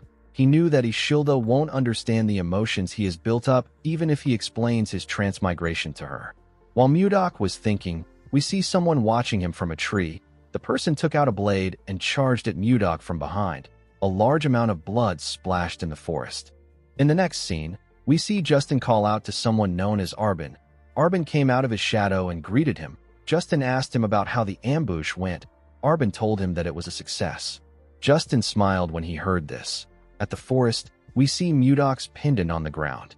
The scene shifts, and we are taken to the White Castle's VIP guest quarters. We see two guards at the entrance. Inside the room, we see Ishilda crying. She told herself that she is pathetic. She could not believe that she was crying her eyes out after a breakup. While resting her head on her table, she remembered the look that Mudok had in his eyes. She told herself that Mudok is so foolish. She wanted him to try holding her back. At the entrance, we see someone walking up to the guards. The guards informed Ishilda that she has a visitor. Our girl's mood quickly changed when she heard this. She believed that it was Mudok. She quickly got dressed and opened the door for the person. Ishilda asked him about why he came there so late at night. She asked him if he came to apologize for earlier. The moment she said this, Ishilda saw something shocking. The person in front of her was holding a sword covered in blood. The person had used his sword to stab Ishilda's guards. The person turned out to be Justin. With a creepy smile on his face, the sadistic bastard asked Ishilda to pardon his late-night visit. Our girl was shocked to hear this. She quickly rushed to grab the handle of the door. Before she could touch it, Justin used his sword to cut it off and destroy the door. Ishilda was sent flying. She could not believe that the door got torn apart easily. She realized that this was a sword imbued with magic. She asked Justin to tell her the reason for his rude behavior. She asked him to tell her why he attacked the royal guards and entered her chambers without her permission. Justin told her that anyone who dares stand in a noble's way must be ready to face the consequences of their actions. He moved close to Ishilda and told her that she is the one being rude. He told her that she ignored his feelings and held on to some guy who appeared out of nowhere. Ishilda asked him to repeat what he said. She could not believe that he did all this over something so petty. She told Justin that Mudok won't sit back and let him do as he wishes. Justin found it funny that she still thought of Mudok even in her current situation. He told Ishilda that our boy is dead. The girl was shocked to hear this. Justin revealed to her that he sent an elite assassination squad after our boy. He told Ishilda that the ambush was successful. He said that she won't even find Mudok's corpse. He raised his hand when he said this. As his hand slowly got close to her, Ishilda called out to Mudok. Outside the castle, we see Mudok raise his hand and release his energy. His cold energy got released in the room. Justin was shocked to feel something moving his body. Ishilda was also shocked to see this. Our boy clenched his fist and used his energy to slam Justin's body on the wall. He dragged Justin out of the room. The boy immediately knew that it was Mudok that was doing this. He called him Baron Blizzard. Our boy threw Justin to the ground and ran into the room. He covered Ishilda with his jacket and asked her if she is okay. He gently smiled at her. Ishilda was quite happy to see him. She told him that she is fine. She asked him if he is okay. While they were talking, we see Justin's sword releasing a dark energy in the room. Our boy was able to sense this energy. He quickly raised his hand and used it to block the attack of the sword. He realized that the sword was being controlled with chi. The sword moved past him and went outside. We see someone grab the sword outside. Mudok pulled Ishilda up and called Justin a bastard. He saw the boy wearing an armor that released an ominous energy. Our boy realized that Justin has planned this entire thing thoroughly. The scene shifts, and we are taken to the past. We see Justin telling his father that he wants to take Mudok down. The armor he is wearing was in his father's room. Justin asked his father to lend him his personal assassination squad. He knew that the assassination squad was strong enough to kill anyone. Duke Icarus grabbed the sword which was on the armor. He told his son that his personal assassination squad won't be enough. The armor disappeared and went into the sword when he said this. The Duke told his son that he will need to prepare thoroughly if he wants to kill Mudok. The scene shifts, and we are taken back to the present. We see Justin holding the magic sword that moved freely with the user's mana and creates a magic armor. Justin swung his sword and released a huge attack at Mudok. Our boy quickly pushed Ishilda away to protect her. The attack destroyed the building. Justin believed that he could defeat a grand sword master with this sword. He laughed like a madman when he saw the damage he caused with his attack. He called Mudok a bastard and asked him if things are different from last time. He said that it is good that the assassins failed. When the dust cleared up, we see Mudok's arms covered with bruises. He put his hands down. Justin said that he wants to rip our boy apart with his own hands. Ishilda told Mudok that he is bleeding from his arm. Our boy asked her to stay back. He told her that she needs to stay in a secure place. Ishilda knew that he was right. She asked him if he will come back. Mudok turned around and gently smiled at her. He asked her to hide well and stay put. The moment he said this, he jumped down. He told Justin that he looks different from last time. The boy laughed when he heard this. His helmet slowly covered his face as he laughed. Mudok told him that he doesn't still see any reason in him. Justin raised his sword and asked our boy not to give him more of his useless lectures. Immediately he said this. He threw his sword at our boy. Mudok pushed it aside with a simple swing of his hand. Justin appeared in front of him the moment he did this. He swung his sword at Mudok. Our boy covered his arm with his energy and used it to block the attack. Due to the clash of their energies, they both got pushed back. Justin appeared in front of Mudok and asked him to stop his nonsense. He smiled when he saw that he was in front of our boy. He believed that he got him on the ropes. He believed that Mudok was already worn out from fighting the assassination squad. He was certain that this was the perfect time to kill Mudok. He raised his sword and told our boy that this is the end. The moment he said this, Mudok fired his energy at him and used it to knock his sword out of his hand. Justin was shocked to see that our boy fired at the same hand which he injured before. He fell on his knees and held his wrist, which had turned red. Mudok moved close to him and told him that they are at a good range. He told him that his attacks won't be able to reach the princess at their current range. Justin was surprised to see that Mudok pretended to be hit just to create some distance between them and Ishilda. Our boy explained to him that a cornered rat will bite a cat if it is desperate.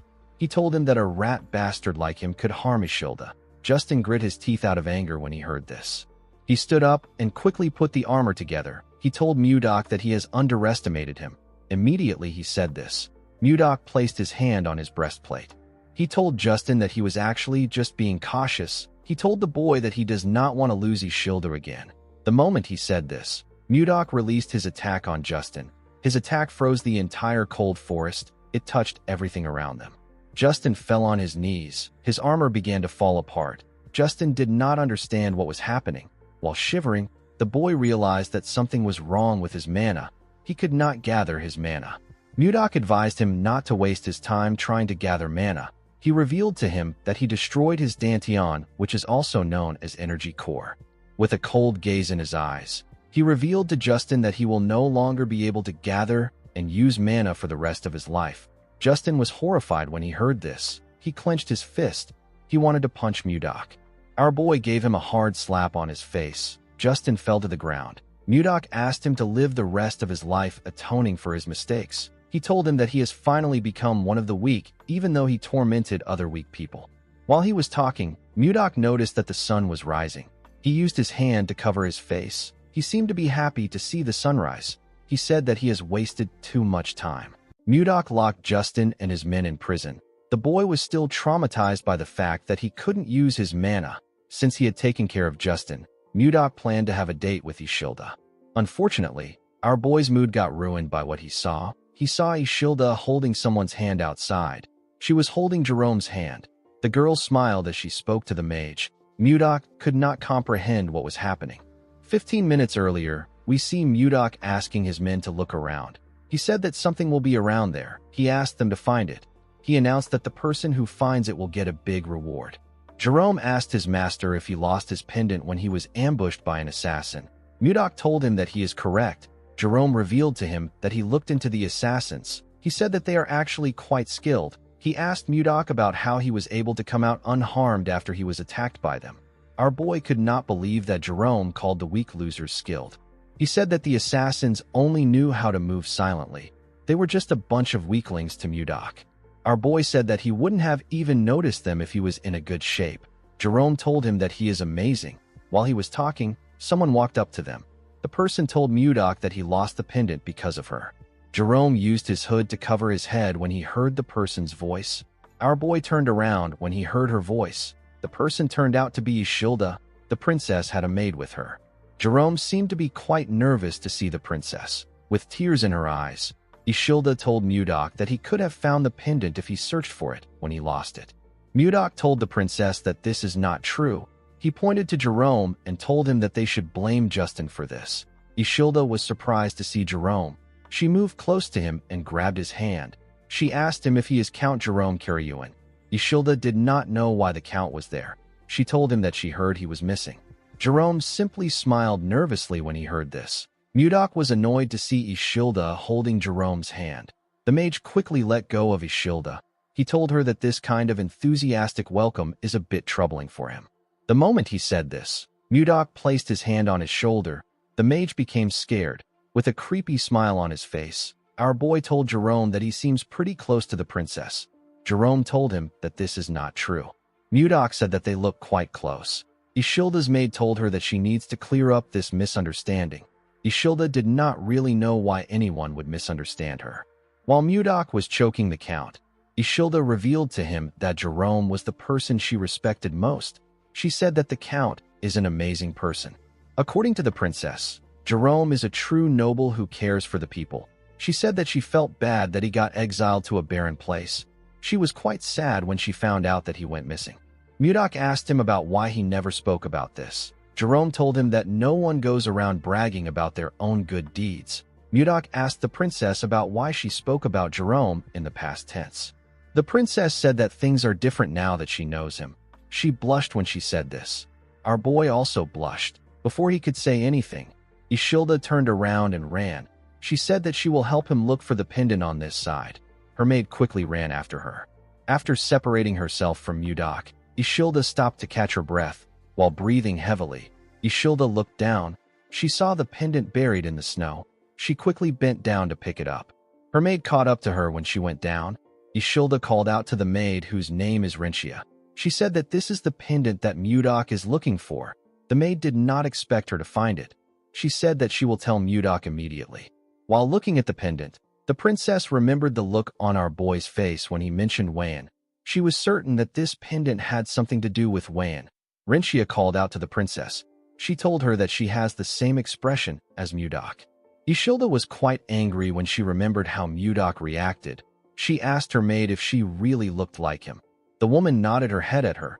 She told Ishilda that there is no need for her to rush. She assured her that Mudok is thinking about her the same way she is thinking about him. Ishilda stared at the pendant when she heard this. At first she was jealous, but now she is curious about the situation. She wondered about the woman who could win the heart of someone like Mudok. Ishilda gave our boy back his pendant. She was quite curious about who Wayne is. The scene shifts, and we see someone break a glass containing the Lotus of Love. The person turned out to be Wayne's father. Chunhak asked his daughter to move the trash away. He could not believe that she was telling him about a lotus that blooms for true love.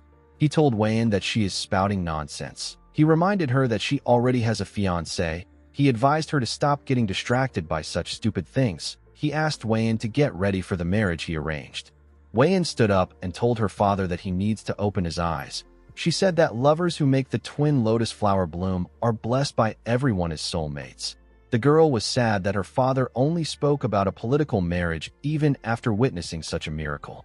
She told her father that the martial alliance must matter to him more than his daughter. Chunhak was hurt by her words. He clenched his fist out of anger. Wayne reminded him that he abandoned her mother for the martial alliance. Before she could say anything, Chunhak ordered his guards to lock her up.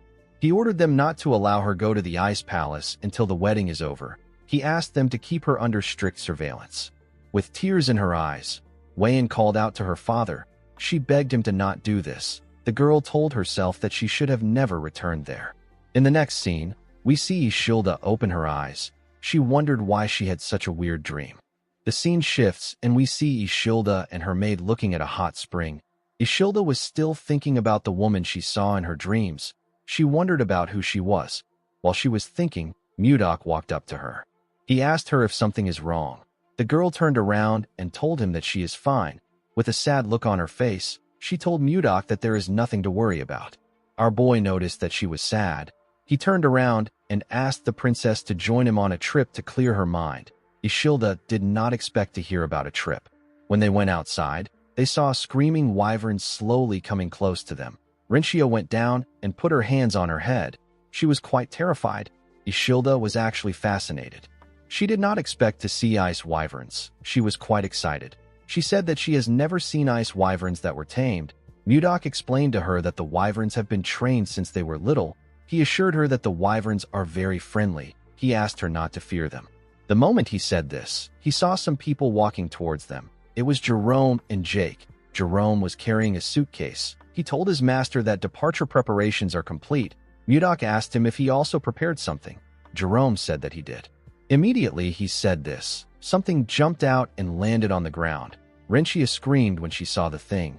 Jerome apologized to her for scaring her. He introduced her to a smaller version of Condal. He told her that he is a Yeti. Ishilda was shocked to hear that she was looking at a Yeti. She recalled that the Yetis are a legendary tribe said to live in the snowy fields.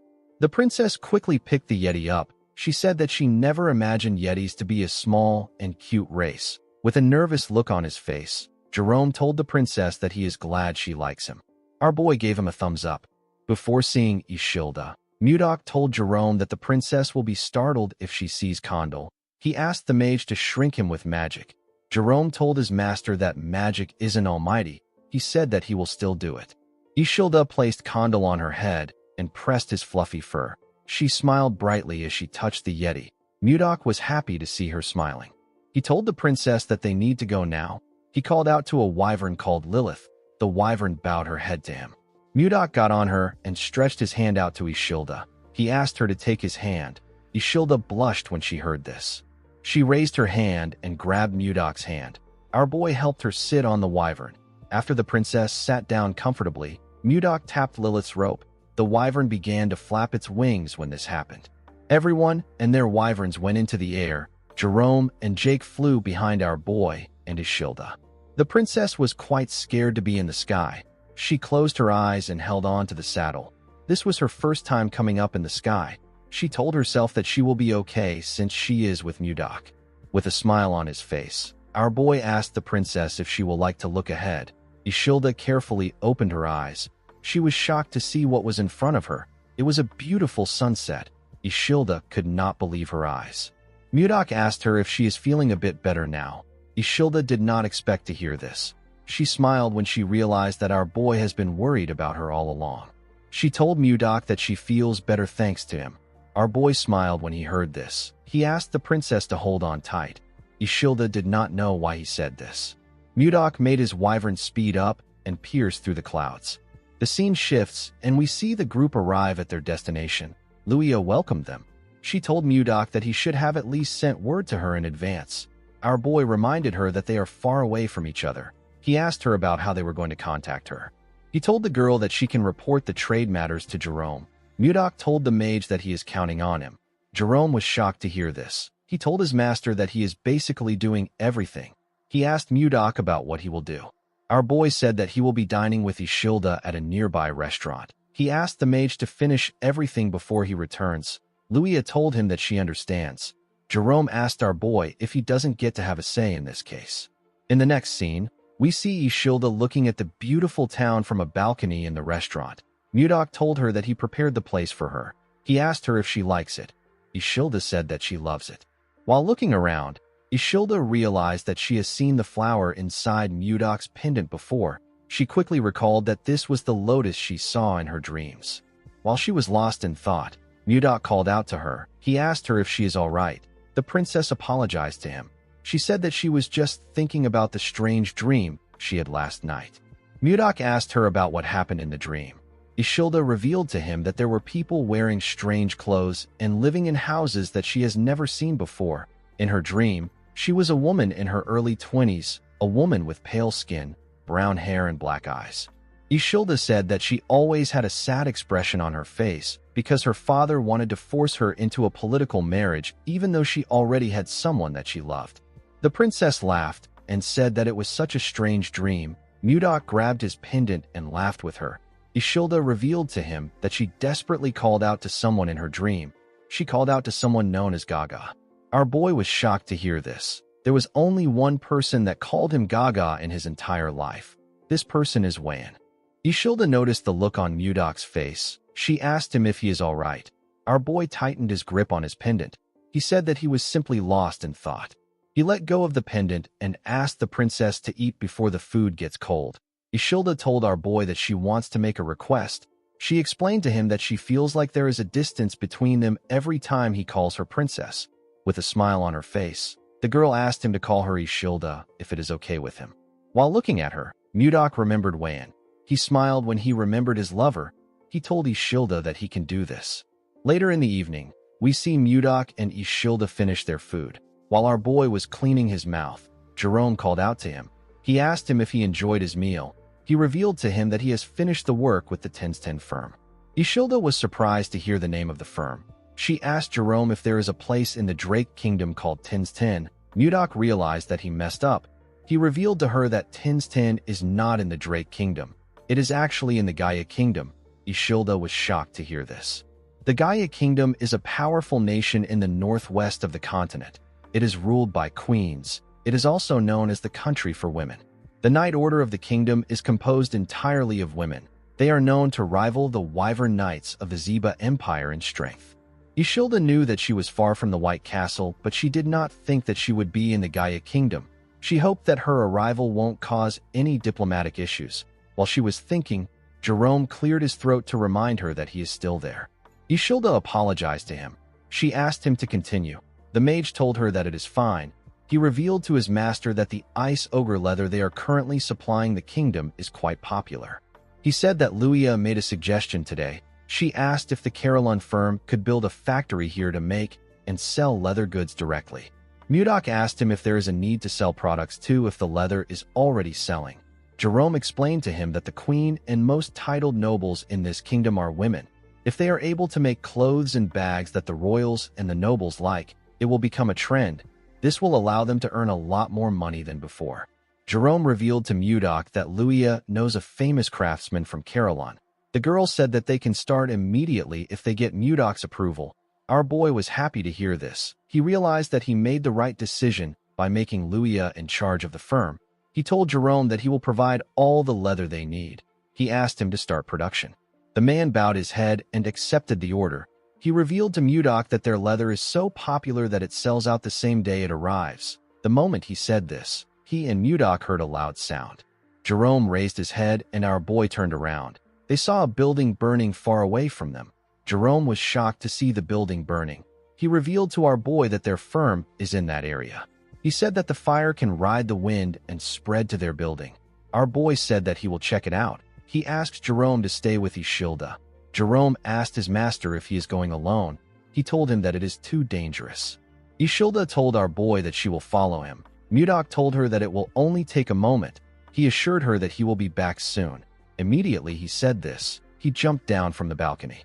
After Mudok left, Ishilda told Jerome that they need to go. The mage was surprised to hear this. Ishilda said that they can't just sit around like this. She said that they need to follow Mudok. Jerome could not believe what he was hearing. Outside the burning building, we see a woman crying about her shop. She could not believe that the shop she devoted her life to was on fire. Other vendors were also crying. When our boy arrived there, he was surprised to see the scale of the fire. It was much bigger than he thought. While he was looking at the building, someone called out to him. When Mudok turned around, he saw Ishilda and Jerome. The girl apologized to him for following him. She said that she couldn't just sit around and wait. She said that she was very worried. Mudok couldn't scold her for this because he would also make the same choice if the roles were reversed. While he was looking at the princess, he heard someone call for help. He quickly turned to the burning building. Ishilda did not know why Mudok was looking at the building. She called out to him. Mudok jumped before she could say anything. He found a window at the top floor. He broke into the building through the window. The moment he landed inside, he used his ice-white divine palm to freeze the ground and reduce the heat. The ice clashed with fire and released a large amount of cold air. Mudok used his hand to cover his head. When he looked down, he saw something shocking. He saw a woman lying on the ground. He He quickly checked her pulse to see if she was still alive. Fortunately, she was still breathing. Mudok picked her up and placed her on his shoulder. He believed that the woman was exceptionally lucky to survive in a massive fire like this. Before he could leave the building, the wood holding the ceiling collapsed. Before the wood could touch our boy, he released his energy and froze everything around him. He didn't just freeze the top floor, he froze the entire building with his chi. Jerome was shocked to see the precise control and scale of his master's power. He was certain that this level of magic is at the 9th circle. While he was looking at the top floor, someone walked out of the building. Ishilda was quite happy to see the person. The person turned out to be Mudok. Our boy froze the ground with each step he took. The scene shifts, and we see a man and a woman having a meeting near a fireplace. The man poured the woman some liquor. He referred to her as princess and told her that there are signs of rebellion. The princess wasn't pleased to hear this. She asked the man to tell her who dares to try it. The moment she said this, the princess began to feel dizzy. She saw the man reaching out to her. She saw that the man was smiling. The next person the princess saw was Mudok. The princess opened her eyes when she saw our boy. She found herself in a different room. She raised her head up to look around. She wondered about where she was. When she looked at the door, she noticed that it was open. The princess decided to step out of the room. When she opened the door, she found herself in a dining room with Mudok and the rest of the group. Luia stood up and asked the princess if she is feeling better now. The princess crossed her arms and looked around. She asked Luia to tell her where she is. The woman told her that she is with the Carillon merchant group. The princess recalled that this is the merchant group that has recently become famous thanks to the leather trade. She could not believe that no one in the group could recognize her. She asked Luia if there is no one from the Gaia Kingdom in their group. The woman revealed to her that they are from Carillon Village, a place in the northern part of the Drake Kingdom. She told the princess that this is why they are known as Carillon merchants. The princess asked Luia to tell her the person who saved her. Luia pointed to her master and introduced him as the Lord of Carillon. She told her that Mudok was the one who saved her. The princess's eyes shined brightly when she saw our boy. She moved close to Mudok and told him that she has to thank him for saving her. With a confident look on her face, the princess introduced herself as Siler McMahon. Ishilda and Jerome were shocked to hear her name. Even Luia could not believe what she was hearing. Jake asked Luia to tell her who Siler is. The woman was annoyed to hear this. She clenched her fist and called the man an idiot. She revealed to him that Princess Siler is the second princess of the Gaia Kingdom. At the age of 25, she reached the realm of Sword Master. She is the captain of the Royal Knights and the most famous person in the kingdom. Luia pressed Jake's head down and bowed her head. She apologized to the princess for their rudeness. Siler told her that it is fine. She told the woman that she will forgive her because they are not from the Gaia Kingdom. Ishilda began to tremble. She couldn't believe that she ran into a princess of another nation. She knew that she might cause an international issue if Siler finds out who she is. Mudok noticed that Ishilda was shaking. Siler told our boy that she will personally reward him for saving her life. She asked him to follow her to the castle when they are done eating. Mudok declined her offer. He told her that he has to return to his country.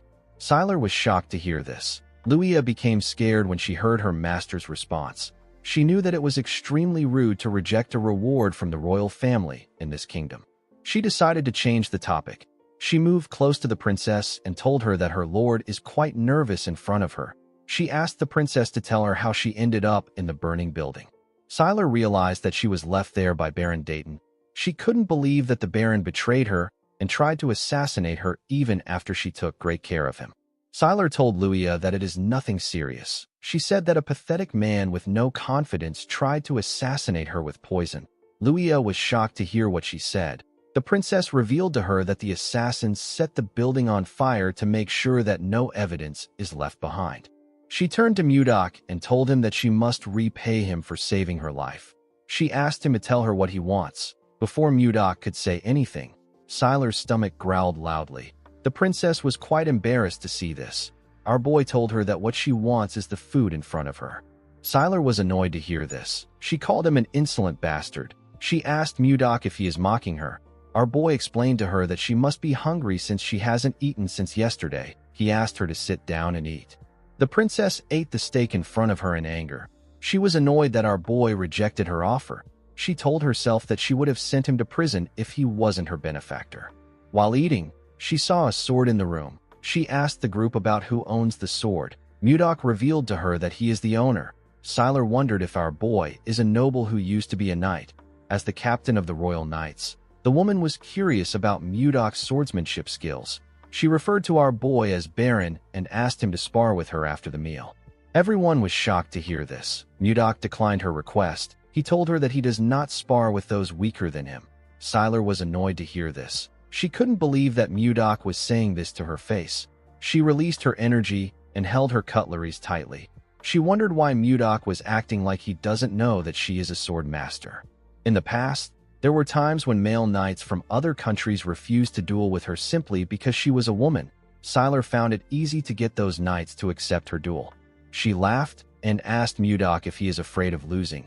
Everyone was shocked to hear this. They couldn't believe that she was provoking our boy. Mudok stood up and grabbed his sword. He asked the princess to come out. With a look of anger on his face, Mudok told her that he wants to show her a technique. The scene shifts, and we see the group outside. Sylar and Mudok were standing in a grass field. Sylar told our boy that they will be following the knight's rules. She said that their mana will be restricted. The first to subdue the other wins. Mudok accepted her condition. Jerome reminded his master that Sylar is a princess of the Gaia Kingdom. He told him that they can have diplomatic issues if Sylar gets a scratch. Our boy told him that he understands. He asked him to stop talking. Sylar asked Mudok if he is ready. The woman believed that she has met plenty men like our boy. She told herself that every single man ends up kneeling in front of her. Sylar smiled like a lunatic when she thought about how our boy will kneel in front of her. She turned her blade and made the sun reflect on it. She directed the reflection at Mudok's eyes. Our boy seemed annoyed by her cheap trick. Sylar charged at him because she believed that she had seen an opportunity. Mudok easily blocked her attack by raising his sword. Sylar did not expect him to block her surprise attack. She realized that our boy was skilled. She charged at him again from behind. She thrust her rapier at him at a crazy speed. Mudok was able to dodge the attack by moving his head. He smiled when he dodged the attack. Sylar wasn't done with him. She made her attacks faster and stronger. She attacked him multiple times. Our boy blocked her attacks, but he was getting pushed back. Sylar didn't stop for a moment. She directed each swing at his head. Mudok didn't seem bothered by her attacks. Sylar noticed that our boy was blocking her attacks with minimal movements and no effort at all. She couldn't believe that he was able to block a sword master's attack. She had to admit that Mudok was skilled. She moved close to him and swung her sword with a large amount of strength. Her attack destroyed the ground. Our boy was able to dodge it by jumping back. Sylar jumped to move close to him. She gave Mudok a heavy kick in the air. Our boy was able to block the kick with his sword, but he was still sent flying. He pushed his sword into the ground in order to hold himself down. He raised his head and glared at Sylar. He realized that the princess is like a master of the piercing spear style at the harmonization stage that is running wild. She used an endless barrage of thrusts. Mudok knew that he couldn't just continue blocking her attacks. He knew that they would eventually destroy the entire area if they continue like this. He decided to end the fight in one strike. He and the princess charged at each other. The princess swung her sword at him. Our boy blocked her attacks. The princess tried to kick him with her leg. Mudok blocked her leg with his sword. He moved to the side and gave her a heavy blow in her stomach. The punch made her lose her balance. Mudok grabbed her neck and slammed her body into the ground. Sylar quickly tried to get up, but our boy pointed his sword at her neck. He asked the princess to admit her defeat. Sylar rejected this offer. She asked Mudok to fight with her again. Jerome clapped for them and said that they both displayed wonderful swordsmanship skills. He suggested that everyone should head back inside to finish their meal. With a serious look on her face, Sylar told Mudok that she will officially challenge the Drake Kingdom if he doesn't accept the rematch. Everyone was shocked to hear this. This was their biggest fear. They hoped that she wouldn't do this. Mudok moved away from her and told her that admitting defeat is also a virtue of a warrior. He told her that her actions are that of a child because she is the princess of the kingdom. Sylar stood up and asked him to repeat what he said.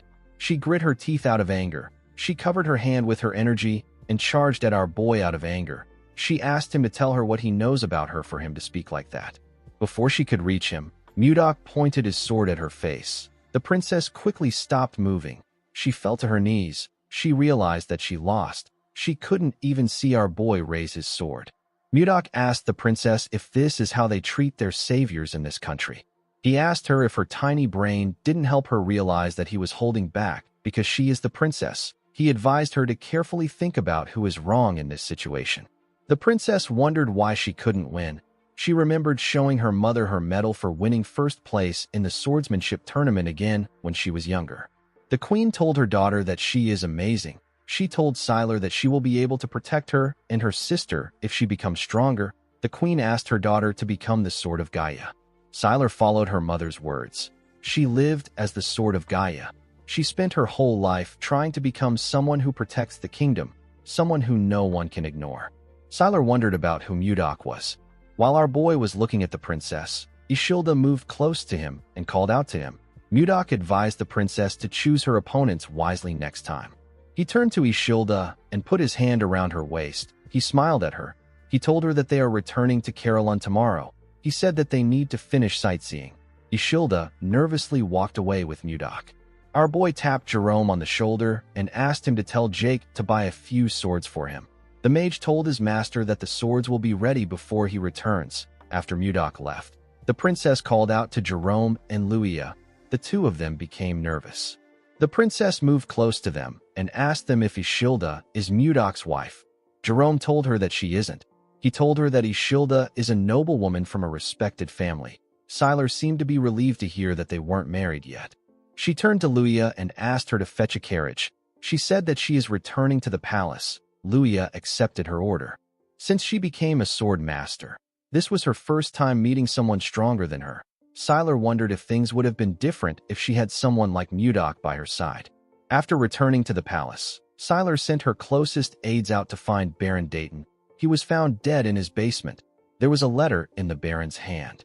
The Baron wrote that his family had been taken hostage.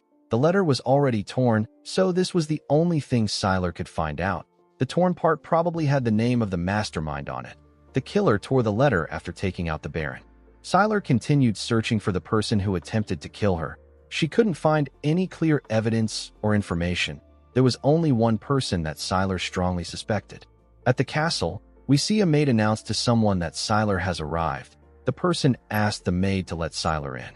Sylar stepped into a greenhouse. She saw a young woman drinking tea inside the greenhouse. This person is the first in line to the Gaia Kingdom throne and the person Sylar suspects the most. Her name is Royn McMahon. Sylar sat with her sister in the greenhouse. Royn seemed shocked to find out that Baron Dayton tried to kill her sister. Sylar revealed to her that the Baron drugged her and set the building on fire. She said that she would have died if someone hadn't saved her.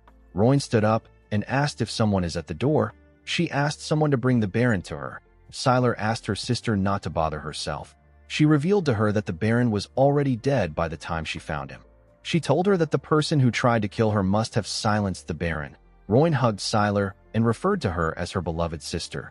Sylar was surprised to see this. Royn told her that she thought she will be fine because she is a sword master. She said that she was too careless. With a horrifying look on her face, Royn told Sylar that she is extremely happy to see that she is safe. Sylar could tell that her sister was faking it. She could not believe that her own sister was this upset that she didn't die. Even though all the clues point to Royn, Sylar told herself that it wasn't true since there was no solid evidence.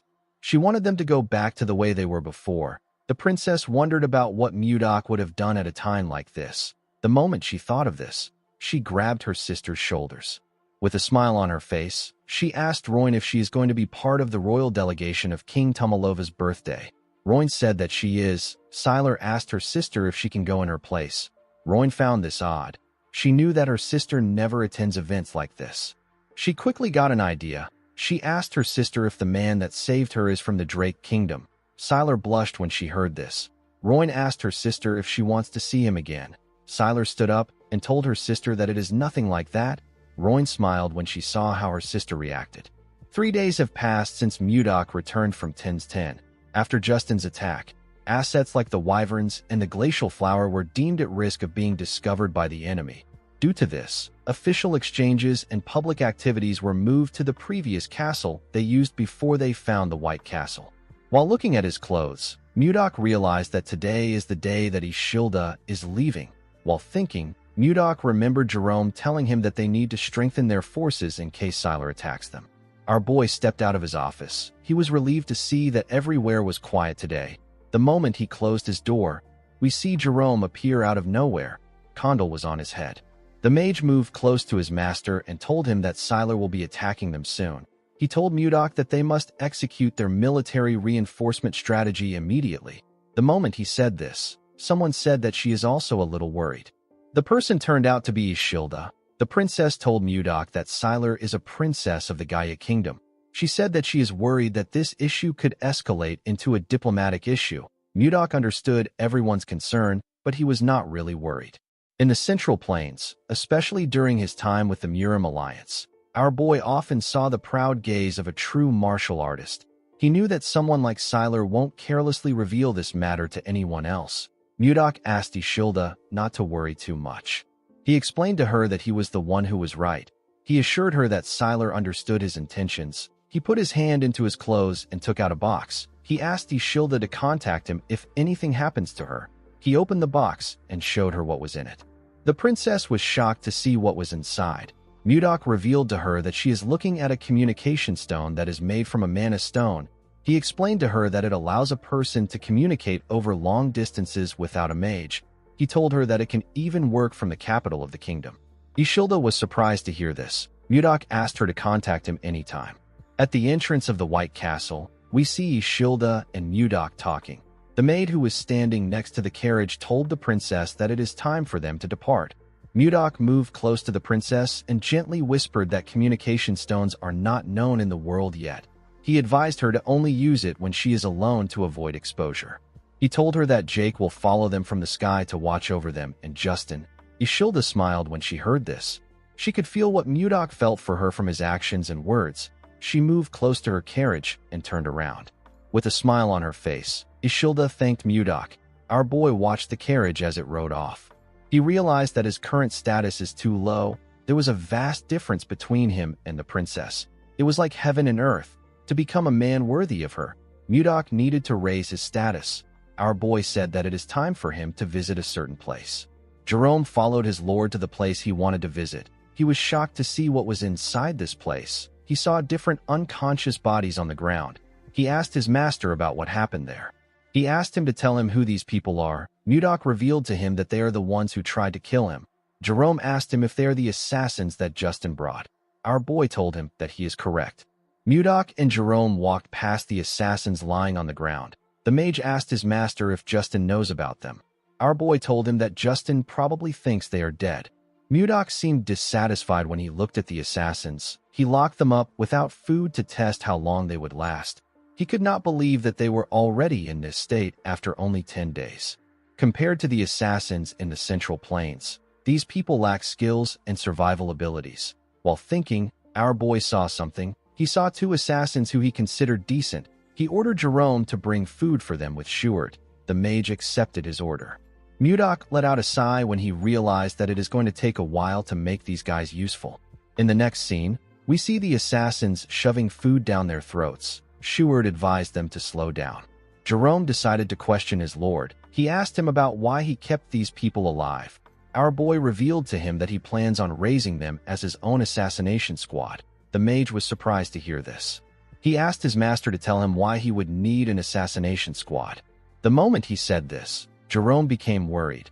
He wondered if his master wants to send assassins to the Gaia Kingdom before they attack, or if he wants an Ice Wyvern unit and an assassination squad to start a rebellion. The mage did not know what his master was thinking.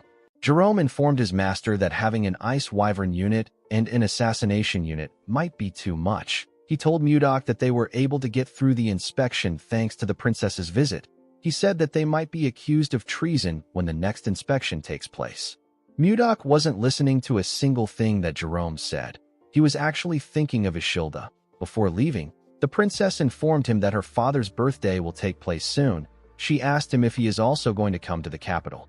Mudok revealed to Jerome that he plans to use the king's birthday as a turning point for his territory. He said that he will be entering the central political stage. The mage screamed when he heard this. He didn't understand why his master suddenly became ambitious. Mudok explained to him that he has to be a duke to even stand a chance with a princess like Ishilda. In order to become a duke, he needed to face countless enemies. Our boy told Jerome that an assassination unit is necessary for their growth.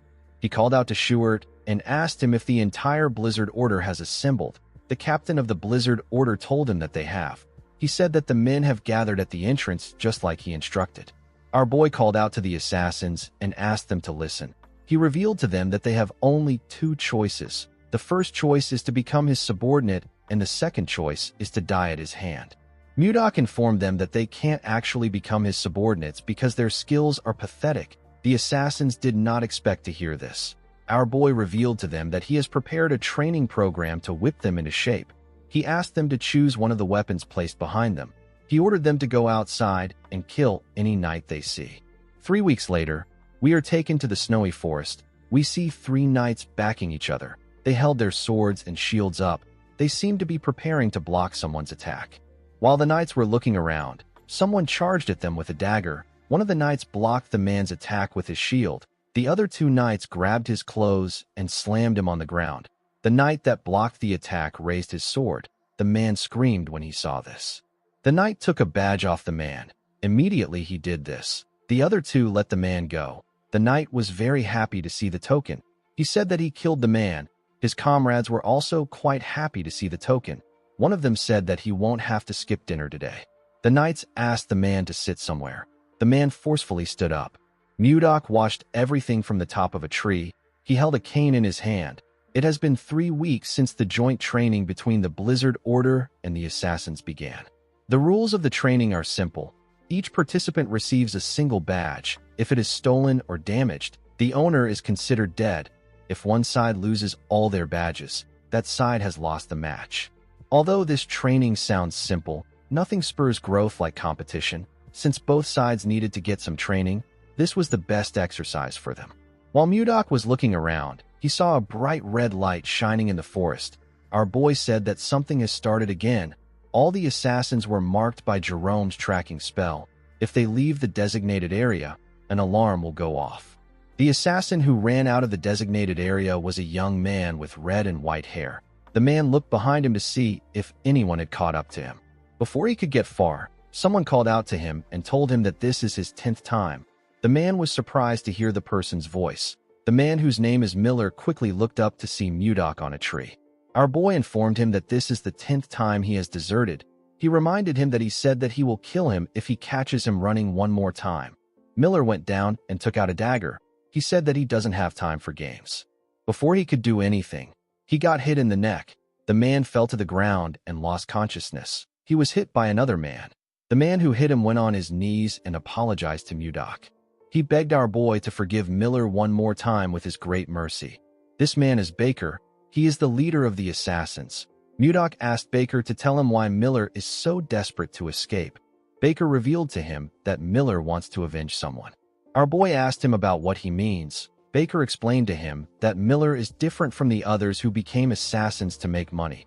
When he was a child, Miller's entire family was murdered. He was the only one who survived. Miller later found out that the killer will be attending a party in the capital next month. Mudok realized that there is only one party that is going to take place in the capital next month. The scene shifts, and we are taken to the White Castle. We see Mudok watching the sunset from the window. While he was looking outside the window, Miller woke up. Mudok immediately informed him that the king's birthday party will be guarded by hundreds of mages and knights. He asked Miller if he really thinks he can successfully assassinate his target in this environment. Miller realized that his leader told Mudok about his life. He explained to our boy that he has lived his whole life for revenge. He said that he doesn't care about what will happen to him as long as he can kill his enemy. Mudok assured him that he will never be able to get close to his enemy or even get his revenge. He told him that he will die a pointless death without gaining anything. Miller knew that Mudok was right. Our boy revealed to him that he will be attending the party as a noble. Miller asked him about why he is sharing this with him. With a crazy smile on his face, Mudok told the boy that he is proposing a deal. He promised to help him get revenge if he serves him with complete loyalty. Miller was shocked to hear this. He asked Mudok about why he wants him. He told our boy that there are many assassins who are better than him in the group. Mudok told him that Baker said that he is the only one who became a top-class assassin at age 25. He told Miller that he holds his potential in high regard. Although the man was still lacking in Mudok's eyes, it was certain that he would still grow stronger. Our boy told him that he needs him in the assassination unit he is forming. He asked Miller if he will make a deal with him. The man remembered the bodies of his family members. He went on his knees and told Mudok that he will do anything as long as he can get his revenge. Our boy walked past him and told him that they have a deal. He revealed to him that they are traveling in a few days. He asked him to prepare. The moment he said this, Savina stepped into the room. With a bright smile on her face, she told her master that the ice cream is ready. Miller was surprised to see the beautiful girl. Her beauty was captivating. He watched her as she walked out of the room with Mudok. He placed his hand on his chest when he noticed that his heart was beating fast. The man wondered about who Savina is. In the next scene, we are taken to a huge mansion. We see Duke Icarus sitting on his throne. The Duke was annoyed to hear that his son lost his artifact. He called him a fool. Justin tried to explain himself, but his father asked him to shut up. The boy bowed his head in shame and kept quiet. The Duke did not like the fact that Mudok messed with him. He called out to a man known as Roxland and asked him if he can handle the situation properly. With a smile on his face, Roxland asked the Duke not to bother himself. He assured him that he will stop Mudok. The scene shifts and we see our boy having a meeting with his officials. He found out that they are supposed to relocate 6,000 new territory citizens from beyond Toth City to Carillon. He also found out that they have harvested 6 ice wyvern eggs. The captain of the White Castle Guards told him that this is all they have to report. The captain turned out to be Max. Max asked his lord if he knows when the citizens will be relocated. Our boy told him that he will handle it later with Jerome. With a serious look on his face, he said that they have a more important issue to discuss. The officials were shocked to hear this. Mudok revealed to them that he doesn't know what to give Tomalova for his birthday. The men were shocked to hear this. Our boy asked them about why they are reacting like this. He said that he needs to get a gift that is better than that of Duke Icarus. He asked the men to provide some suggestions. Max suggested that they give the king an ice ogre leather. He said that it is popular among merchants and the king will appreciate it since winter is coming. Our boy said that the leather is too common. He asked the others if they have any other ideas. Osborne suggested that he gifts the king flowers. Mudok was annoyed to hear this. He asked the man if he looks like he is joking around. Osborne became scared. He explained to his lord that he is talking about the glacial flowers. They only bloom in Carillon, so they are quite rare. Jerome reminded the man that glacial flowers can only grow under extreme cold. They can't be cultivated in the capital. Schuart told his master that they have no choice but to go with something. Mudok and Jerome asked him about what he means. Before Schuart could speak, Jake barged into the room. With a look of anger on his face, he told his master that he can no longer take this anymore. He said that the damned bastard has blocked all the roads. Mudok didn't know what he was talking about. He asked Jake to explain himself properly. The boy informed Mudok that he is talking about Roxland, the Count of Toth City. He explained to him that they have been paying unfair tolls and usage fees for a while now. However, the Count has completely blocked the road. Our boy asked Jerome if they can't just go around the city or fly over it with the ice wyverns. The mage explained to him that ice wyverns have cargo limits, so land routes are essential for transportation. He used his magic to create a map of the cities. He explained to Mudok that they have to pass through Toth City to reach the capital from Carillon. Since Toth City don't know that they have ice wyverns, they blocked the land routes in hopes of stopping their transportation of goods. Due to the fact that the Count blocked the road right before the nobles-only party, Jerome was able to deduce that the Count was trying to stop his master from attending the party. Mudok believed that the Count must be hiding something. He asked Jerome to tell him why the Count is trying to block his path. The mage revealed to him that the Count built his power under Duke Icarus. He said that the Duke must be the one who put the Count up to this. Our boy smiled when he heard this. He said that they have to respond if their enemies provoke them. Jerome was surprised to hear this. He asked his master not to start a territorial war. Mudok didn't know what a territorial war was. He asked the mage to tell him what it means. Jerome explained to him that it is a war between the landowning lords. As long as they don't break the royal law, even the king can't interfere. However, to start a territorial war, one must inform the king, and he must officially declare war to his opponent. The only exception to this rule is when the noble finishes the war before the news reaches the king's ears. The noble can report it after making his opponent surrender. Mudok smiled when he heard about this. He believed that the war arrived at the perfect time. It was the perfect time for them to test what they have been preparing. Our boy turned to Shuert and asked him to leave a small force in the territory. He ordered him to prepare for deployment. Shuert accepted the order. Mudok asked Max to put the assassination unit on standby for now. He ordered him to send Miller to scout Toth City. The man accepted the order. Mudok turned to Jake and asked him to prepare his Wyvern unit for deployment. The man was shocked to hear this. He reminded his lord that his unit only has 20 people. He asked if they are not too small for a territorial war. Our boy did not expect to hear this. He asked Jake if he is really the captain of the Wyvern Knights. He told the man that he doesn't trust the power of the Wyverns even though he is so close to them. Jake was surprised to hear this. He realized that his lord was right. He knew that his wyverns weren't weak. He walked out of the room with the others. He was determined to show everyone the power of the wyverns. Mudok wore his black robe. He ordered Jerome to declare war on Toth City for the tyranny against the citizens of Carillon and for blocking their passage. Jerome refused his master's order. Mudok thought that the man wanted him to repeat himself. He quickly realized that Jerome denied his request. He turned to him and asked him to repeat what he said. Jerome explained to his lord that this is a gamble that does not guarantee their win. He said that it is too reckless to risk the lives of their people on this war. He reminded Mudok that Count Roxland still holds 6,000 citizens as hostages. If Carillon attacks first, the people might be in danger. Apart from this, Toth City forces outnumber their forces by tenfold. If the city was to receive support from Duke Icarus, Carillon will be at an even greater disadvantage. Mudok said that he needs 2 days. He assured Jerome that he will end everything in 2 days. The mage was shocked to hear this.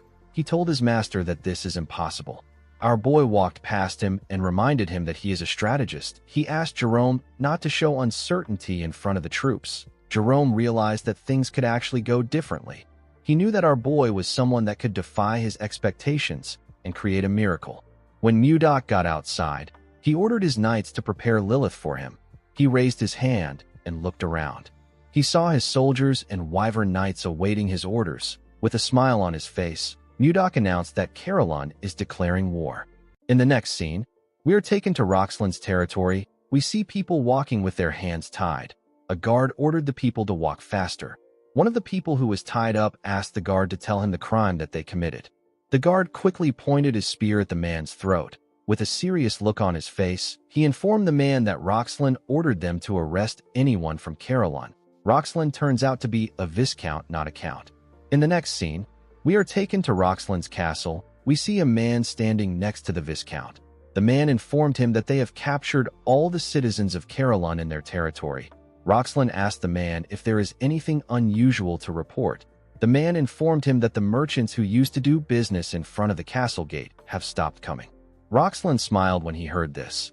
He said that the fools have finally understood that they won't open the gates. The Viscount knew that the frozen land of Carillon has no choice but to depend on the outside world for food supplies. It is impossible for the people of Carillon to reach the capital without passing through Toth.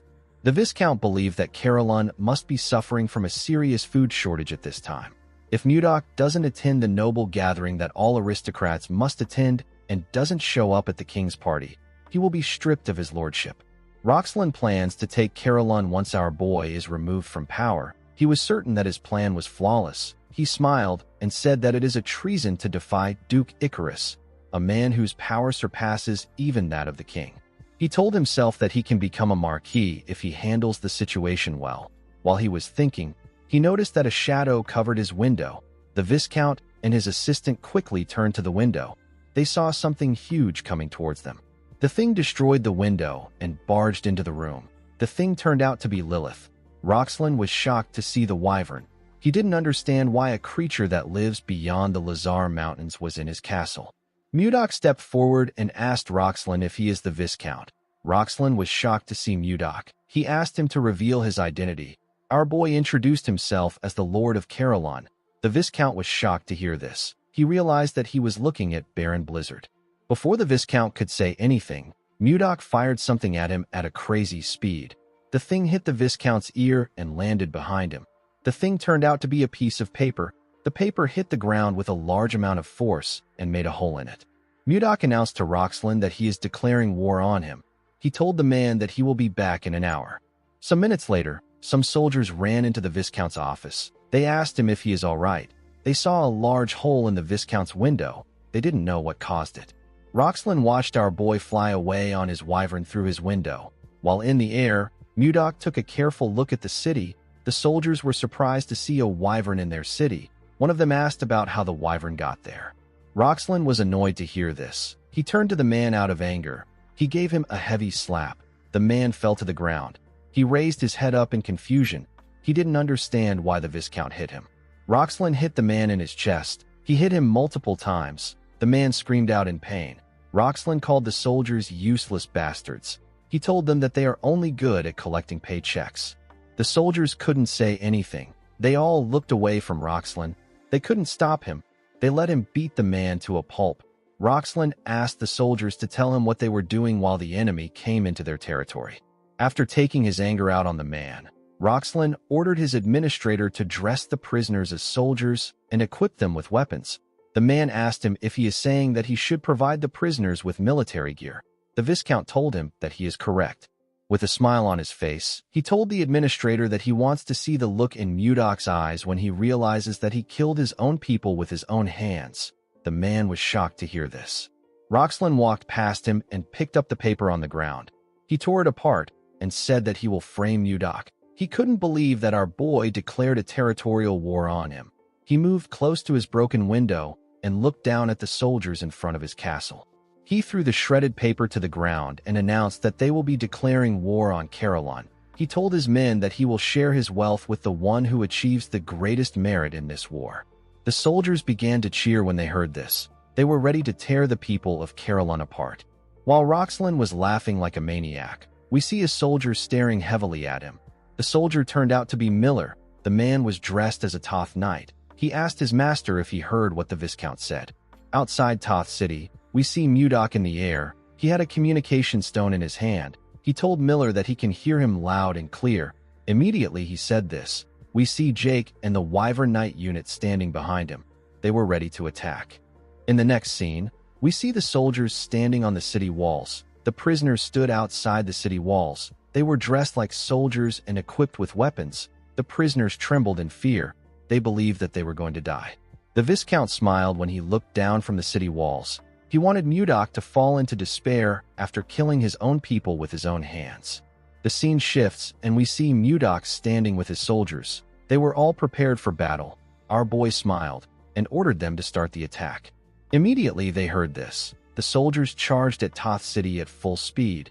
The people of Carolon began to scream when they saw something coming towards them. They couldn't believe their eyes. The Viscount and his soldiers were more shocked to see what was in the sky. They saw a large amount of wyverns coming towards the city. They saw people riding these wyverns. Each wyvern was carrying a huge rock. One of the soldiers screamed and said that these are Wyvern Knights. Before the soldiers could do anything, the knights dropped the huge rocks on the city from the sky. The rocks instantly destroyed the city walls. The soldiers were sent flying. The broken walls slowly fell upon the citizens of Carolon. A mother quickly closed her eyes and hugged her son to protect him. To her surprise, the stones did not crush her and her child. When she opened her eyes, she saw Jerome standing in front of her. The mage used his magic to stop the wall from falling on the people. He called out to the Blizzard Knights and informed them that the soldiers outside the city are the people of Carolon. He ordered the first unit to evacuate the people to a safe place. The people of Carolon couldn't believe what they were hearing. Jerome ordered the rest of the troops to infiltrate the collapsed city walls. He asked them to show the soldiers of Toth the power of Carolon. Max led the troops to attack. He and Schuart easily tore their enemies apart. The poor bastards didn't stand a chance. The Viscount could not understand what was happening. He didn't know how the soldiers were able to find out that the soldiers outside were people of Carolon. As he watched his soldiers run from the Knights of Carolon, Roxlin wondered about when Carolon got so strong.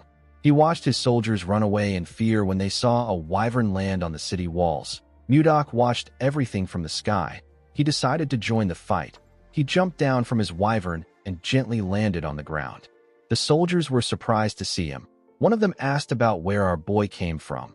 His comrade said that Mudok is alone. The soldiers decided to attack our boy together. Mudok raised his hand and moved past them in an instant. He touched their bodies with his fingers as he moved past them. He shook his hand and took away his energy. When he turned around, he saw ice burst out of the soldiers' bodies. The ice came out of the place that he touched them in. It destroyed their bodies. After taking care of the ants, Mudok turned to a forest. He saw a wyvern in the forest. Inside the forest, we see a knight trembling in fear. The knight's comrades were also trembling. They were shaking because of the wyvern in front of them. Roxlin ordered the knights to fight the monster. The knights were too scared to attack. Roxlin kicked one of them out of anger. He told them that they shouldn't call themselves knights. The Viscount had already sent someone to request help from Duke Icarus. He was certain that he will be victorious if he can hold out until reinforcement arrives. The knight that Roxlin kicked got angry. He punched the Viscount in his face. He fell to the ground. The knight and his comrades ran immediately. The Viscount fell to the ground. The knight called the Viscount a pig and asked him to die alone if he wants to die. Roxlin was shocked to hear this. He ordered the men to come back. Of course, none of them listened to him. While the Viscount was looking at them, the wyvern moved closer to him. Roxlin could feel her breath in his back. Before Lilith could eat him, someone called out to her and told her that her stomach will hurt if she eats trash. The person turned out to be Mudok. Lilith moved away from the Viscount. When Roxlin saw our boy, he quickly bowed his head on the ground. He told Mudok that he was wrong. He said that this is his defeat. He explained to our boy that he couldn't do anything because of Duke Icarus's order. He begged him to forgive him. While he was begging for mercy, Jake landed next to Mudok with his wyvern. His wyvern was carrying someone in its mouth. Jake informed his lord that he has captured the soldier who was heading to the Duchy of Icarus. Roxlin was shocked to hear this. He realized that he messed up badly. Mudok told the Viscount that it must have been hard for him to lie about things he didn't mean. Our boy released his energy and told the man that he has to repay him with his life for trying to persecute his people. Immediately he said this, Mudok swung his hand at him. A shield appeared in front of the Viscount and blocked Mudok's attack. Jake was shocked to see that the Viscount was able to block his master's attack. With a look of anger on his face, Mudok turned to the side and asked Jerome to tell him what he is trying to do. It turns out that the mage was the one who protected the Viscount with his magic. Jerome explained to his lord that no matter how heinous the crime a noble commits, the authority to decide his life or death belongs solely to the king. He told Mudok that they will be put in a difficult position if they kill the Viscount there. With a nervous look on his face, Roxlin called our boy a senseless brute and told him that Jerome is right. The moment he said this, the Viscount told himself that someone should have arrived. Immediately he thought of this. He heard someone's footsteps. He smiled and turned around. He said that the person has arrived. The person turns out to be his administrator. His name is Volmer. The Viscount laughed and called our boy a fool. He asked him if he really believes that he only sent troops to Duke Icarus. He explained to Mudok that a territorial war must be reported to the king first and must be carried out with a royal observer present. He told our boy that he sent Volmer to the capital because he didn't report it. He said that the king has already found out about the war before he could force him to surrender. He laughed and told Mudok that his arrogance ruined everything. Jerome couldn't believe what he was hearing. He was certain that they stationed soldiers in the path that leads to the capital. He wondered about how Volmer was able to get through the soldiers. Mudok didn't say anything to the Viscount. He simply smiled.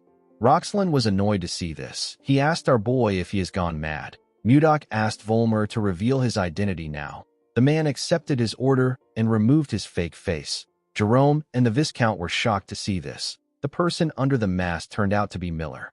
The Viscount could not comprehend what was happening. He asked Miller about when he took his administrator's place. Miller told his master that the mission is accomplished. Mudok revealed to Roxlin that there is a clause in the territorial war law. The clause states that a noble may declare war if the opponent has violated the royal law. Roxlin was shocked to hear this. Mudok reminded the man that he was selling Carolyn's citizens as slaves. He told him that slave trade is banned in the Drake Kingdom. The moment he said this, Mudok covered his hand with his energy. The Viscount became scared. He didn't know what to do. He knew that he was going to lose his city and his title. He realized that Duke Icarus will kill him. He quickly turned around and began to run.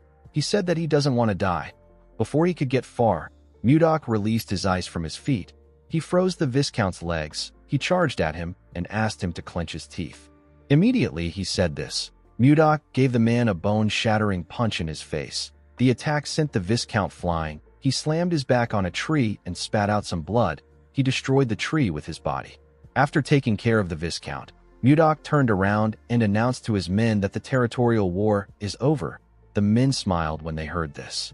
In the next scene, we see our boy announce to his soldiers that Toth City now belongs to Caroline. The soldiers began to cheer when they heard this. After the war, Mudok and his people quickly got to work. Roxlin lost everything and got sent out of his territory. A few days later, he went missing. Toth City was incorporated into Caroline. Jerome was appointed as the administrator of the new district, but he rejected the appointment.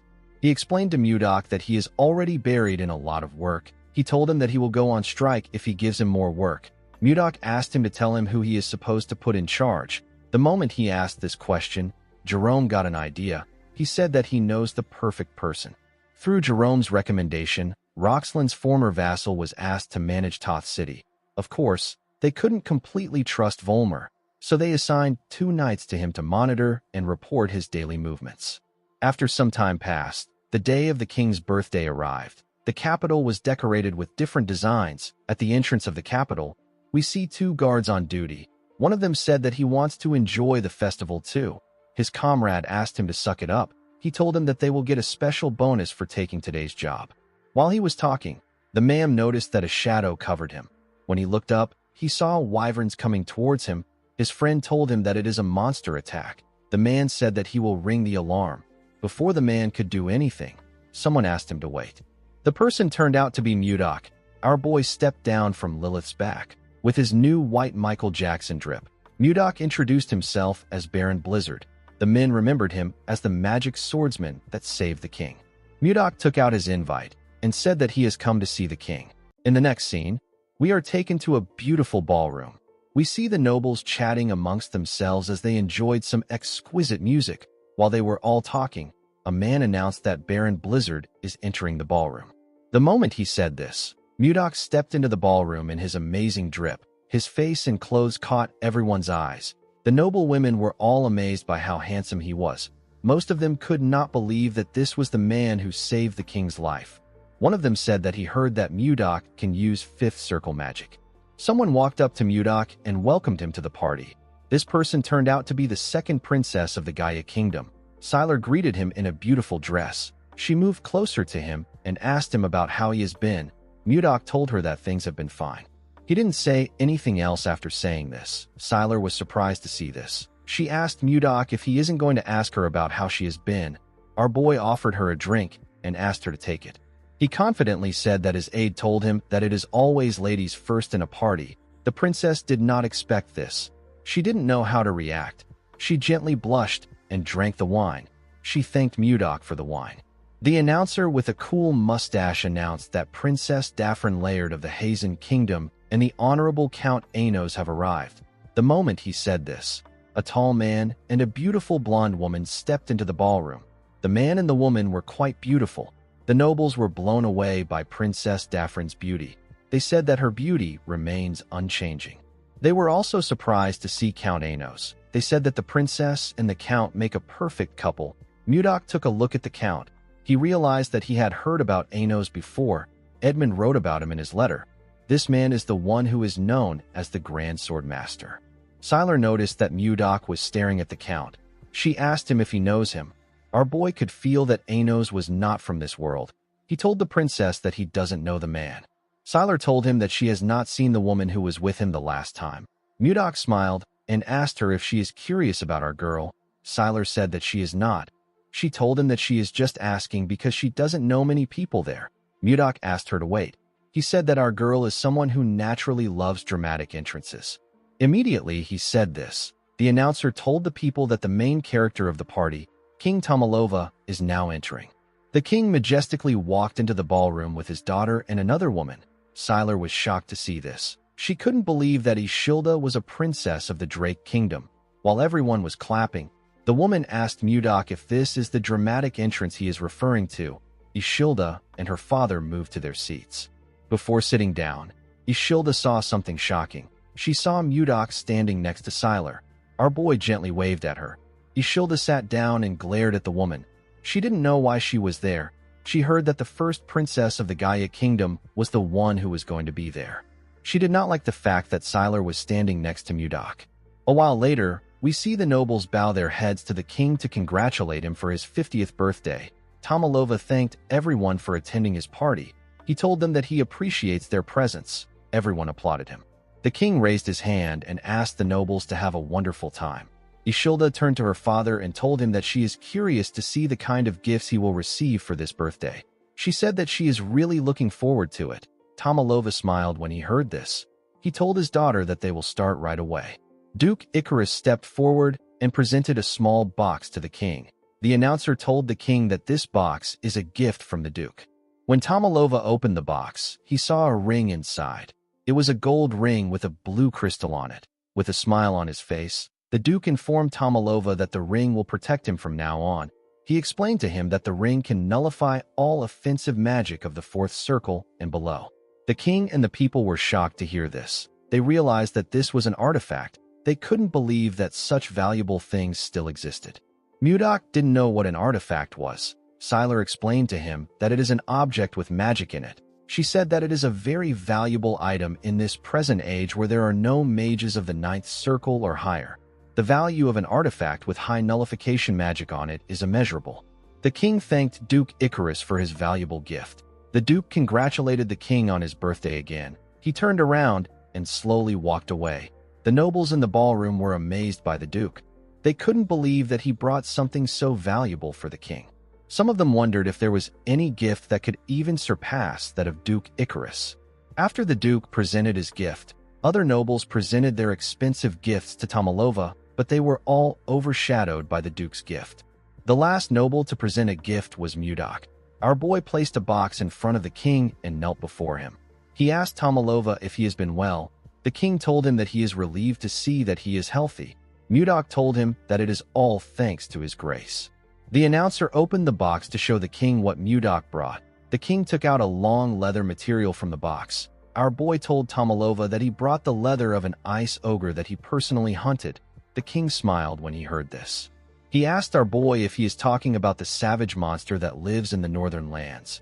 Our boy told him that he is correct. He asked Tomalova to accept his sincerity, even though it is lacking. Tomalova thanked him for the gift. He said that he will make a winter coat from the hide and wear it in winter. The duke could not believe that Mudok offered this kind of gift to the king. He said that a pathetic gift is expected from someone of commoner origins. With a smile on his face, our boy told the king that he brought another gift because the leather alone seemed lacking. A man carried a box into the ballroom and gave it to the king. When Tomalova opened the box, he saw some eggs inside. He asked Mudok to tell him what he is looking at. With a smile on his face, Mudok told the king that they are eggs from a monster. Tomalova and the people were shocked to hear this. They couldn't believe that our boy brought something like this to a party. The duke told Mudok that he is an insolent bastard. He pointed at him and said that this is an insult to the royal family. He turned to the knights and asked them about why they are just standing. He ordered them to drag the baron out. The knights quickly walked towards Mudok. Tomalova ordered them to stop. Everyone quickly became silent. With a scary look on his face, Tomalova asked Mudok to clarify his intentions. With a confident smile on his face, our boy revealed to the king that he is holding an ice wyvern's eggs. The king and the duke were shocked to hear this. An ice wyvern is a wyvern that can only be found in Carolon. It is 1.5 times larger than a normal wyvern. Since ancient times, there have been constant attempts to tame ice wyverns, but their fierce nature made it hard to obtain their eggs, and raising them was extremely difficult. Taming this monsters has long been considered impossible. Just ordinary wyverns would provide tremendous military power if they are tamed well. The small nation of the Zeba Kingdom led its wyvern knights to conquer surrounding countries and rose to become the Great Zeba Empire. This story is well known on the continent. Taming an ice wyvern would mean that the military power of the Drake Kingdom would skyrocket. Tomalova completely understood this. He thanked Mudok for his gift. He asked him if he knows that raising an ice wyvern is even harder than acquiring its egg. Our boy assured him that he is well aware. He said that it is not easy to raise an ice wyvern to adulthood. He put 2 fingers on his lips and gently whistled. He called out to Lilith. The moment he did this, the nobles in the hall began to scream. They couldn't believe their eyes. They saw a wyvern standing outside the hall. Mudok revealed to the king that Lilith is an ice wyvern that he has tamed since she was a hatchling. He told Tomalova that he will teach the royal breeders how to raise an ice wyvern. He explained to him that they will imprint his face on the wyvern when it hatches. This will allow the hatchling to recognize him as its parent and obey him faithfully. Tomalova was surprised to hear this. Ishilda was simply happy to see Lilith again. She had to pretend like she was also shocked. Mudok bowed his head and told the king that the other 2 eggs are for his daughters. He said that the ice wyverns will become the steadfast guardians of the royal family. Tomalova was shocked to see that our boy thought of his daughters as well. He told him that he is quite thoughtful. He raised his hands and said that their kingdom is destined to become as powerful as the Zeba Empire. He announced that this was the greatest gift he has ever received in his lifetime. He thanked Mudok for the amazing gift. Our boy told Tomalova that he is honored that the gift pleases him. Ishilda gently smiled when she heard this. She remembered that Mudok asked her to expect something when they spoke a few days ago with a communication stone. Duke Icarus was extremely angry to see how things were progressing. He wondered about how Mudok got his hands on an ice wyvern's eggs. He decided to drag Mudok down with his plan. He called out to the king and told him that he has something urgent to report.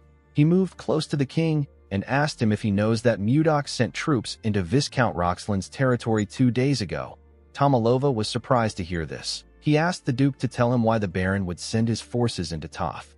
Duke Icarus revealed to him that our boy initiated a territorial war. Tomalova was shocked to hear this. The nobles couldn't believe what they were hearing. They all knew that it was a crime to start a territorial war without reporting it. While screaming at the top of his voice, Duke Icarus asked the king to give Mudok the harshest punishment for daring to start a territorial war without reporting it to him. The nobles began to murmur. They all turned their eyes to Mudok. Tomalova did not like this situation. He didn't want to punish the person who saved him. Ishilda wondered about what she should do. She knew that our boy's reputation will suffer if this continues. Duke Icarus gently smirked. He was certain that he has taken Mudok out. Our boy called out to the king and asked him if slave trading is legal in the Drake Kingdom. Tomalova said that it isn't. He told Mudok that slave trading is prohibited in his kingdom. Our boy put his hand into his clothes and took out a document. He announced that he is holding a ledger containing the Viscount's slave trading records. Duke Icarus and the king were shocked to hear this. They couldn't believe their ears. Mudok explained to the king that Roxland has been capturing people from his territory and selling them as slaves. He threw the document to the ground and asked the king to tell him if there is any lord who wouldn't be enraged when his own subjects are being sold as slaves. The nobles could not believe that the Viscount engaged in slavery. They were all shocked. Duke Icarus couldn't believe that Roxland got involved in slavery behind his back. He called him a filthy, greedy pig. Ishilda reminded her father that those who violate the royal laws can be challenged to a territorial war without reporting it to the king. She smiled and asked him if she is correct. Since Mudok had a valid reason, Tomalova decided to grant him a special exception and not hold him accountable for the territorial war. With a smile on his face, he announced that Toth will now become part of Carolyn's territory. Everyone began to cheer when they heard this. Count Slave suggested that Mudok should get a new title now that his territory has expanded. The king told him that he is right. He asked Mudok to move closer. Our boy moved close to him and went on his knees. Tomalova placed a golden scarf on his neck and appointed him as Viscount of Carolyn. Mudok stood up and thanked the king for his new position. Duke Icarus watched them as they spoke. He glared at our boy with eyes filled with hate. He promised himself that he will bring him down no matter what it takes. He turned around and walked forward. On the way out, we see Count Anos resting on the wall. He seemed to be annoyed about something. In the next scene, we see Mudok in the balcony. He seemed tired. He felt bad that he couldn't talk to Ishilda because of the nobles swarming him. He smiled when he realized that he had finally gotten this far. He remembered the things that happened when he first came to this world. He remembered how he fought, how he took over Carolyn, and how he got a kiss from the princess. He believed that he and the princess will soon be together. Immediately, he thought of this. Someone came to the balcony. Mudok turned around and asked the person to tell him who he is. He saw that the person was Count Anos. Count Anos referred to our boy as Seol Mudok and told him that he has finally found him. Mudok was shocked to hear his name. He couldn't believe that the man was speaking to him with the language of the Central Plains. The Count closed the door and referred to Mudok as the enemy of his master and his sect. He carefully drew his sword. His sword released a pink energy. Anos told our boy that he has been looking for him for a long time. He placed his hand on his sword hilt. His sword released a scent.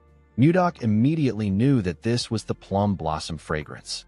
He now knew who this man was. He remembered the conversation he had with the Manhwa sect leader. While breathing heavily, Zhang Pengjin told him that the outcome of their fight would have been different if his disciple was there. Our boy realized that this was the disciple the man spoke of before his death. This man was known as the greatest prodigy in the Central Plains. His name is Li Jinxing. Jinxing covered his sword with his energy and took a step forward. Guys, we have come to the end of our video. If you guys want more of this recap, let me know in the comments section. Don't forget to like and smash that subscribe button for more recaps. See you guys later.